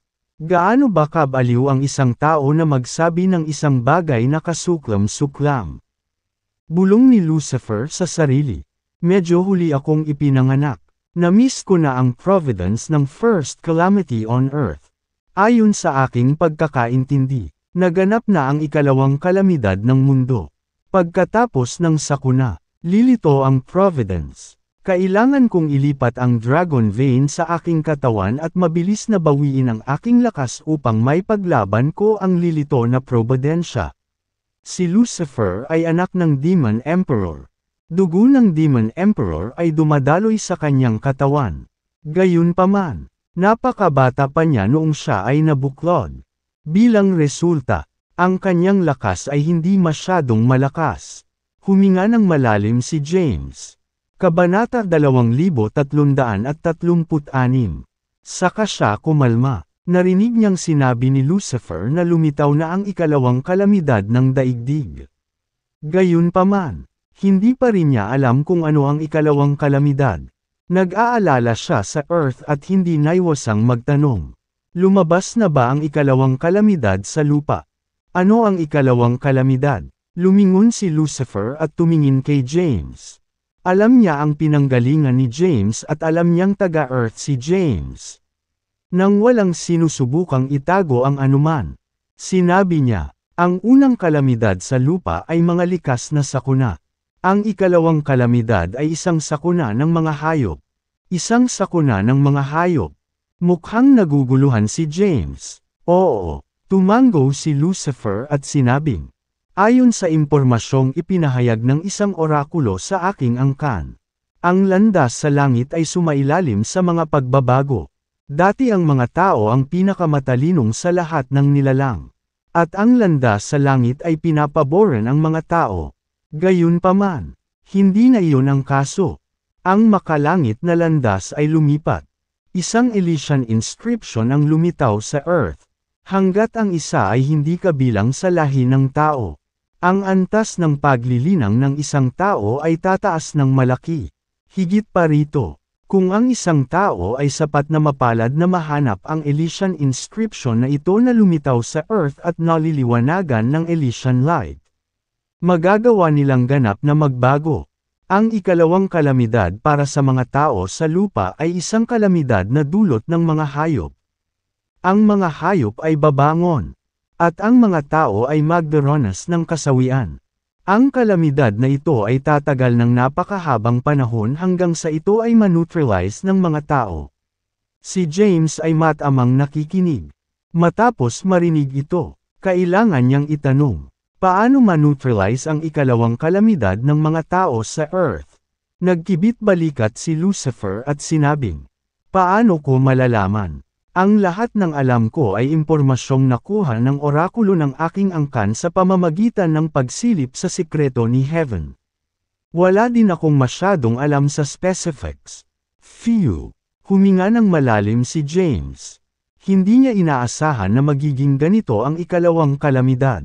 Isang Elysian inscription ang lumitaw sa Earth.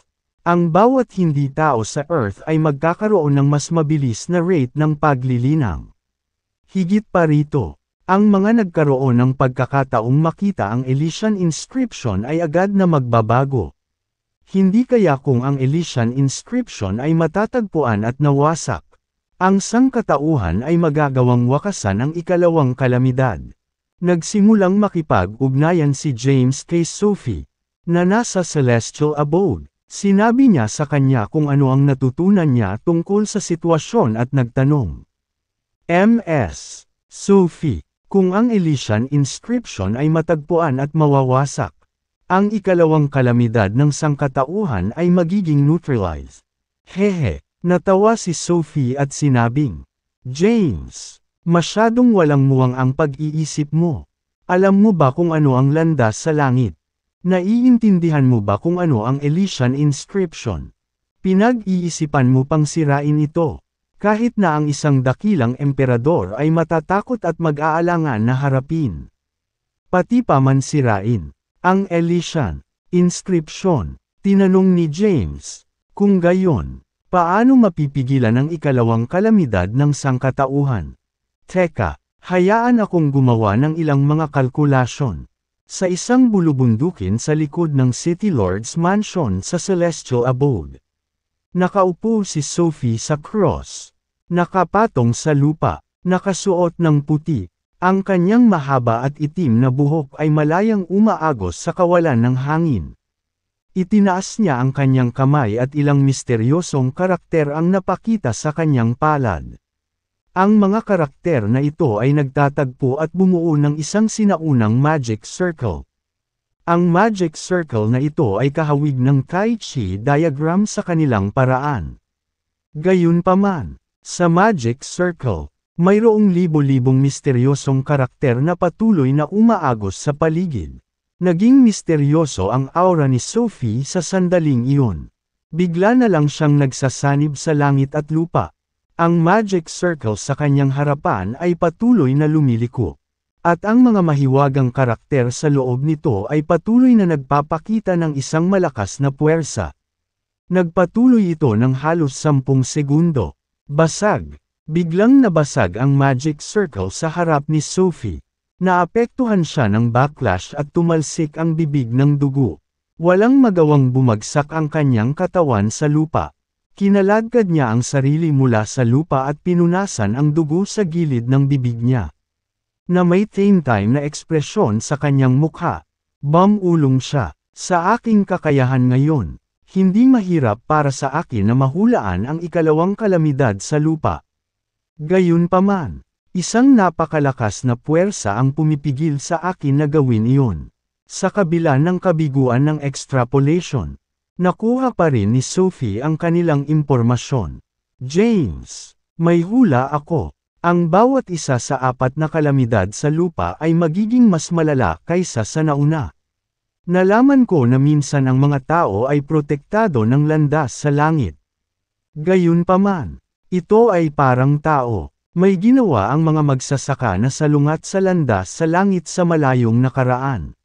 Dahil dito, lumipat ang langit na landas at nagsimulang pumanig sa ibang mga lahi. Hindi alam ni Sophie kung paano lutisin ang ikalawang kalamidad. Ngunit nakakuha siya ng ilang impormasyon. Noong sinaunang panahon, may ginawa ang mga tao na labag sa landas sa langit. Bilang resulta, hindi na ang mga tao ang pinakamatalino sa lahat ng nilalang. At ang landas sa langit ay tumigil sa pagprotekta sa mga tao. Gayunpaman, wala pa rin siyang ideya kung ano ang eksaktong ginawa ng mga tao sa malayong nakaraan. Wala na ba talagang paraan para wakasan ang ikalawang kalamidad sa lupa? Tanong ni James. Sabi ni Sophie, hindi ko alam yan. Gayunpaman, palaging may paraan. Ang solusyon ay laging mahahanap. Subukang huwag masyadong mag-alala. Ang lahat ay paunang natukoy. Isa-isang hakbang. Pagkasabi nun ay hindi na nagsalita si Sophie. James. Muling umalangaw ang boses ni Lucifer. Bumalik sa pag-iisip si James at tumingin sa kanya. Sabi ni Lucifer, nakarating ka rito. Ibig sabihin, mayroon kang token sa Dragon Abyss. Buksan ang Dragon Abyss ngayon. Gusto kong pumasok sa loob. Hanapin ang Dragon Vein, at itanim sa katawan ko. Hindi napigilan ni Quintina na sabihin. Ang Dragon Vein ay umiral na mula pa noong sinaunang panahon. Maaari mo bang ilipat ito sa iyong sariling katawan? Bahagyang ngumiti si Lucifer at sinabing, may paraan ako. Hindi mo kailangang alalahanin iyon. Napakakaunting alam ni James tungkol sa Dragon Vein. Wala rin siyang ideya kung paano ito ililipat ni Lucifer sa kanyang katawan. Ang mga ito, gayunpaman, ay hindi nag-aalala sa kanya. Ang kailangan lang niyang gawin ngayon ay pumasok sa Dragon Abyss at mag-concentrate sa paglilipat sandali. Kinuha ni James ang token. Kasunod ng mga tagubilin ng punong guro. Ginamit niya ang True Energy. Ang True Energy ay lumubog sa token. Kaagad pagkatapos, isang hindi kapani-paniwalang malakas na puwersa ang sumabog mula sa token. Ang puwersang ito ay bumaril sa malayo at pumasok sa puting Oriole. Biglang may bumukas na daanan. Ang puting Orioles. Tumalikod si Lucifer at nagsimulang maglakad ng hindi nagtatagal. Nang makita ni James na nakabukas ang daanan, inilagay niya ang token at humakbang patungo sa daanan sa unahan. Sumunod si Quintina sa likod niya. Sabi niya, ang taong ito na si Lucifer ay baliw. Hindi ko pa narinig na ang Dragon Vein ay maaaring ilipat sa isang katawan bago. Sinabi ni James, ang kanyang ama ay ang Demon Emperor. Isang powerhouse ng ranggong Grand Emperor. Dapat ay mayroon siyang ilang bagay na naiwan ng Grand Emperor. Mas nakakatakot siya kaysa sa kahit anong prodigy. Sa kasalukuyan, hindi naiintindihan ni James ang ranggo ng Grand Emperor. Ang alam niya ay ang celestial abode na hawak niya ay pagmamay-ari ng isa. Bilang anak ng isang dakilang emperador at tagapagmana ng isa. Mayroon siyang malaking koleksyon ng mga tiyak na kayamanan at pinagkadalubhasaan din ang mga pamamaraan ng sakrilehiyo. Kung si Lucifer ay pumunta sa Earth at nakipagsagupaan sa kanya, siya ay magiging isang mabigat na kalaban. Walang ibang sinabi si Quintina. Sumunod siya sa likod ni James. At pareho silang pumasok sa Dragon Abyss. Pagpasok pa lang nila sa loob, naramdaman ni James ang isang primal force na yamakap sa kanya. Ang puwersang ito ay napakalakas habang tumatanggap ng pagkain mula sa puwersang ito. Ang mga selula sa buong katawan niya ay naging mas aktibo. What a powerful energy! Hindi napigil ang mapabulalas ni James. Ang lugar ay nagkaroon ng kasaganaan ng enerhiya. Alam niya na ang lahat ng enerhiyang ito ay nagmula sa Dragon Vein. Kung talagang inilipat ni Lucifer ang Dragon Vein sa kanyang katawan, may lalabas ba ang walang katapusang daloy ng enerhiya, na magpapalakas sa kanyang lakas sa lahat ng oras? Hindi naglakas loob si James na isipin ito. Hindi rin niya ito pinag-isipan. Mabilis na sumulong ang dalawa. Hindi nagtagal ay nakarating sila sa gitna ng isla at umakyat sa pinakamataas. Bundok. Sa tuktok ng bundok, 10 sinag ng liwanag ang bumaril sa mga ulap. Itinuro ang mga ilaw na sinag sa unahan. Sinabi ni Quintina, ito ang Mount Dragon Vein. Nasa ilalim ng lupa ang Dragon Vein. At ito ay kung saan ang mga magsasaka ay dumating upang linangin sa buong kasaysayan. Sabi ni Itay, isang beses lang tuwing 5 taon bukas ang lugar na ito. Sa bawat pagkakataon, 10 tao lamang ang maaaring magsaka. Ang lahat ng dragon energy na natipon ng Dragon Vein sa loob ng 5 taon ay maaaring makuha ng 10 tao sa halos kalahating taon. Ma'am, nakita rin ni James ang 10 light beam sa tuktok ng bundok. Binilisan niya ang lakad niya. Maya-maya, nakarating na siya sa summit. Napatingin siya sa 10 light beam sa harapan niya.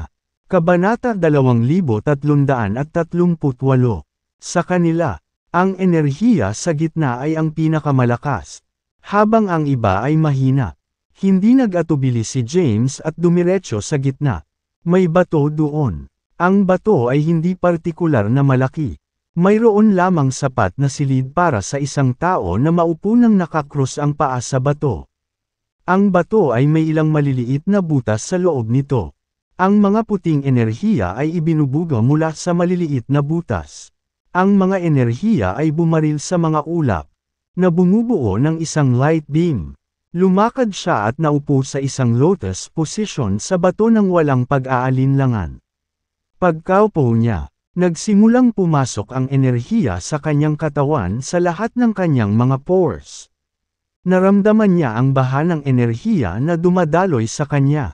Nang walang pag-aalinlangan, tinawag niya ang Novnary Golden Body CD at nagsimulang sumipsap ng enerhiya.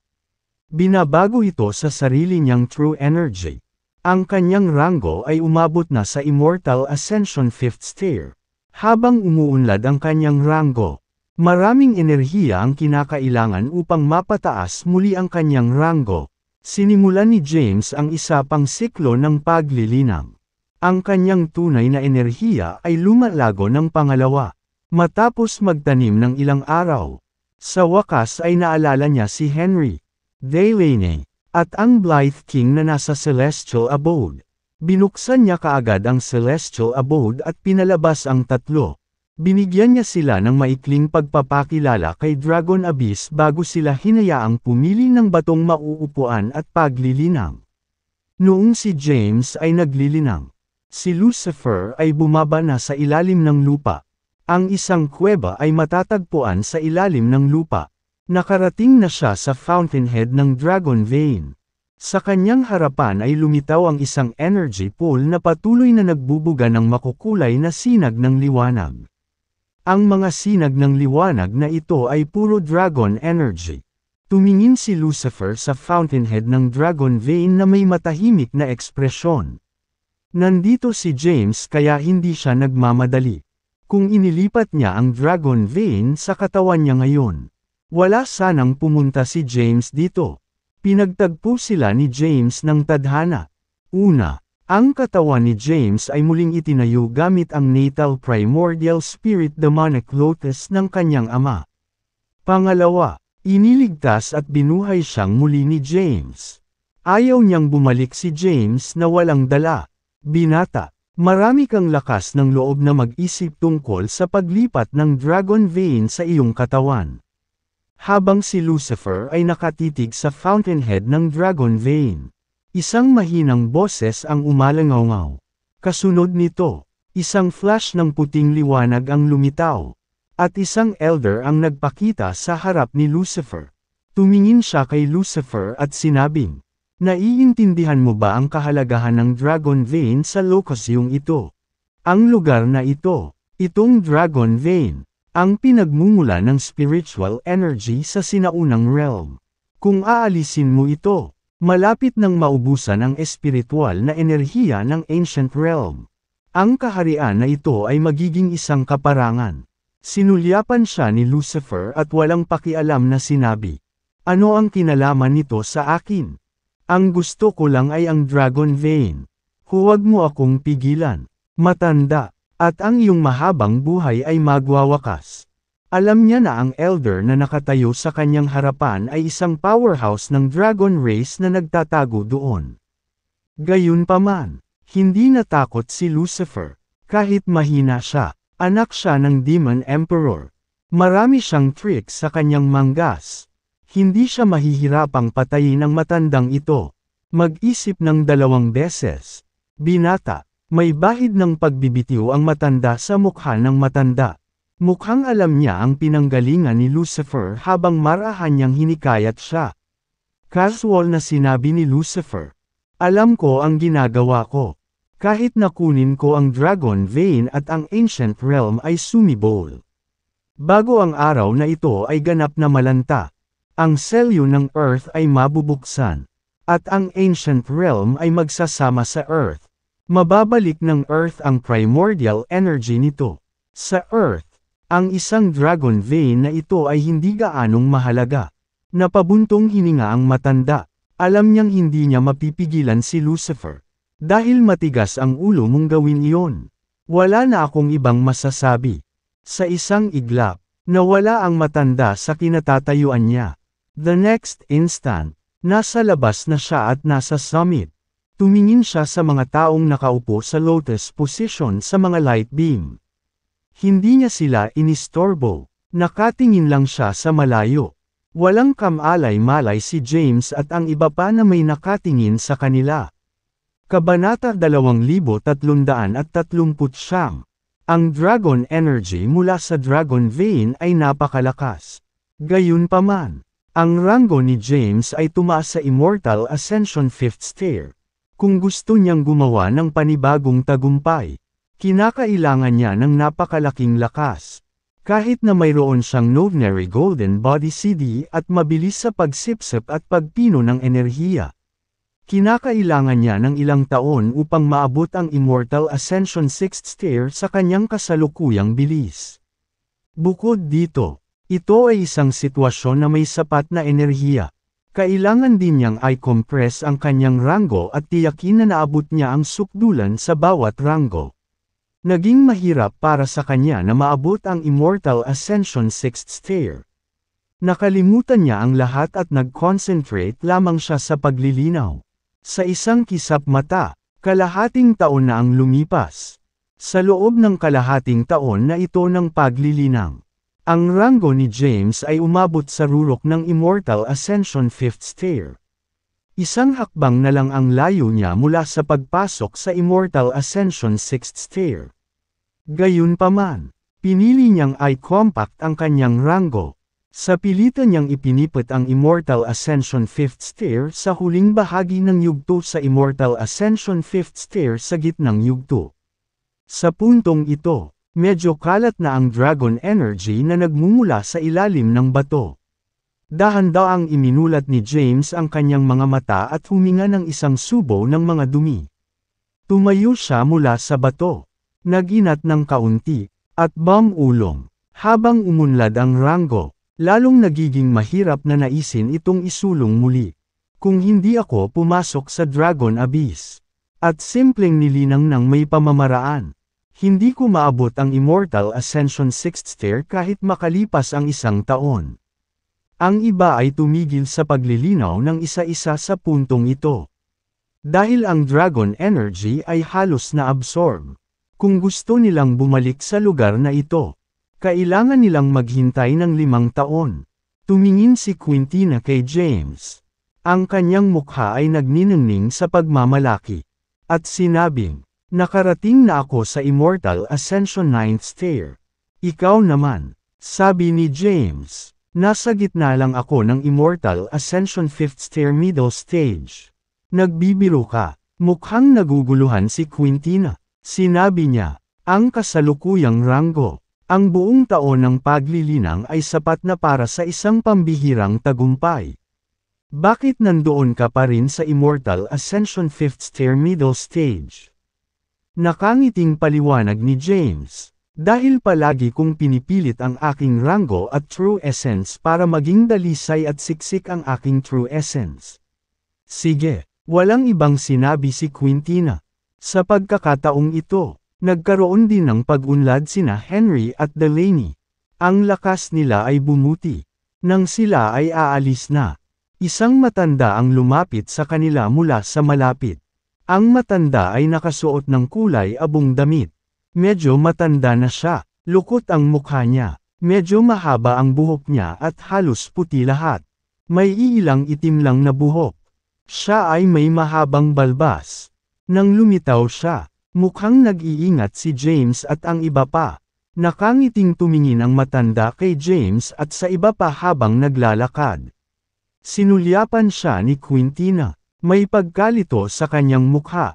Nagtanong siya, ikaw, sino ka? Dahan-daang hinahaplos ang kanyang puting balbas.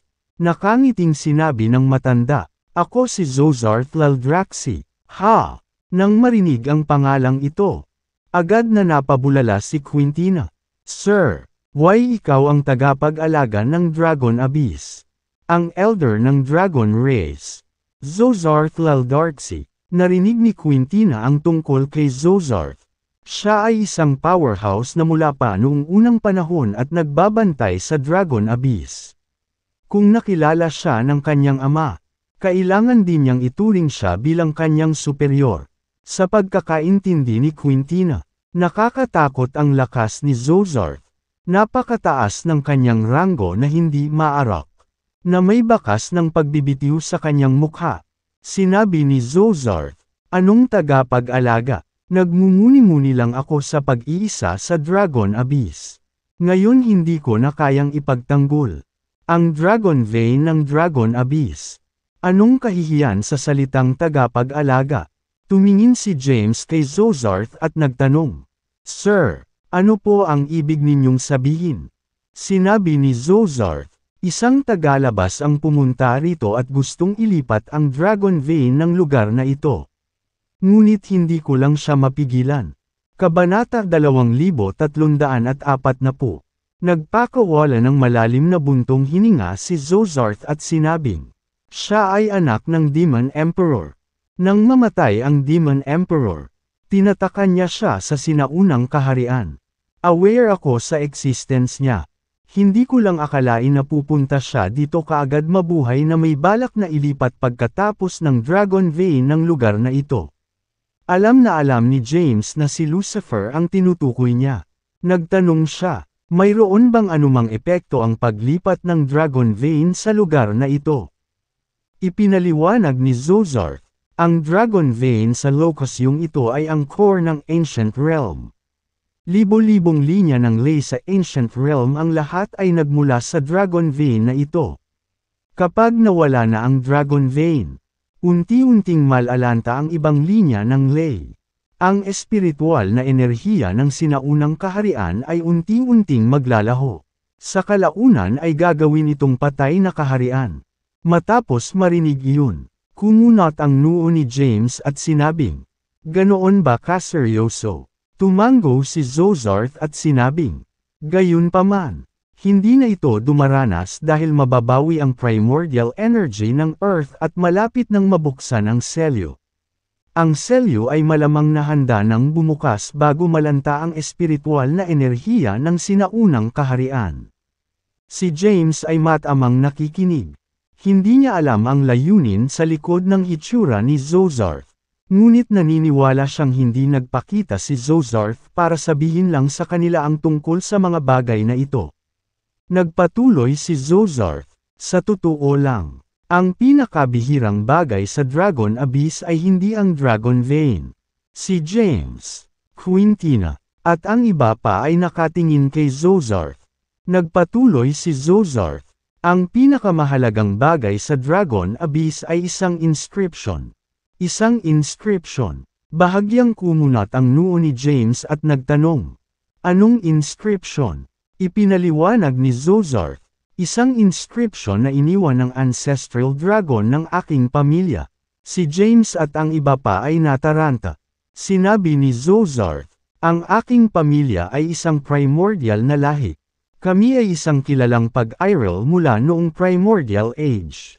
Ang ninuno ng aking pamilya ay isang nangungunang powerhouse sa primordial age. Ang lakas nila ay umabot sa hindi maarok na taas. Nang mamatay ang ninuno, nag-iwan sila ng buto. Sa buto ay isang inscription na isang compilation ng lifelong signature martial arts skills ng ancestral dragon. Ang pagkuha ng butong ito ay katumbas ng pagkuha ng legacy ng ancestral dragon. At ang butong ito ay nasa ilalim ng dragon vein. Patuloy na tumatanggap ng pagkain. Si James naman ay nakatutok ng mabuti. Hindi niya maiwasang magtanong. Pagkarinig sa puntong ito, Sir, bakit mo ito sinasabi sa amin? Sinabi ni Zozarth, nagbabantay ako rito hindi para protektahan ang dragon vein, kundi para protektahan ang dragon bone. Nararamdaman ko na kakaiba ang katawan mo. Mayroong aura ng isang emperor rank powerhouse sa loob mo. Ngayong malapit nang mawala ang dragon vein. Mabilis na mawawala ang dragon bone nang walang sustansya ng dragon energy. Kailangan kong maghanap ng bagong tahanan para sa dragon bone. Tumingin siya kay James. Sobrang suitabi ng katawan mo. Balak kong itanim sa katawan mo ang dragon bone. Nang marinig iyon, napakunot ang noo ni James. Hindi niya itinuring na ito ang kanyang magandang kapalaran. Nag-aalala siya sa tungkol sa magiging epekto ng dragon bone sa kanya kapag ito ay itinanam sa kanyang katawan. Mukhang napansin ni Zozarth ang pag-aalala ni James. Paliwanag niya, huwag kang mag-alala, hindi ito makakaapekto sa iyo sa anumang paraan. Bibigyan ka pa nito ng napakalaking lakas. Kung wala na, ang pamana ng ninuno ng aking pamilya ang nais ng lahat ng magsasaka. Tanong ni James, Sir, kung ganoon, bakit hindi mo nalang kunin ang legacy ng ninuno ng pamilya mo? Hindi ganoon kasimple, bakas sa mukha ni Zozarth ang pagbibitiw. Sabi niya, kahit na nagpatuloy ako sa paglilinang ng hindi mabilang taon, hindi pa rin ako makapaniwalang hindi ko makuha ang aking pamilya. So binigay mo sa akin ng ganun-ganun lang. Medyo natarante si James. Marahil siya ay talagang isang taong may malaking kapalaran. Maaari siyang makakuha ng kamangha-manghang biyaya sa pamamagitan lamang ng pagpunta sa Dragon Abyss. Nakangiting sabi ni Zozarth, dahil nanggaling ka sa lupa, kaya ng iyong demonic body ang dragon bone.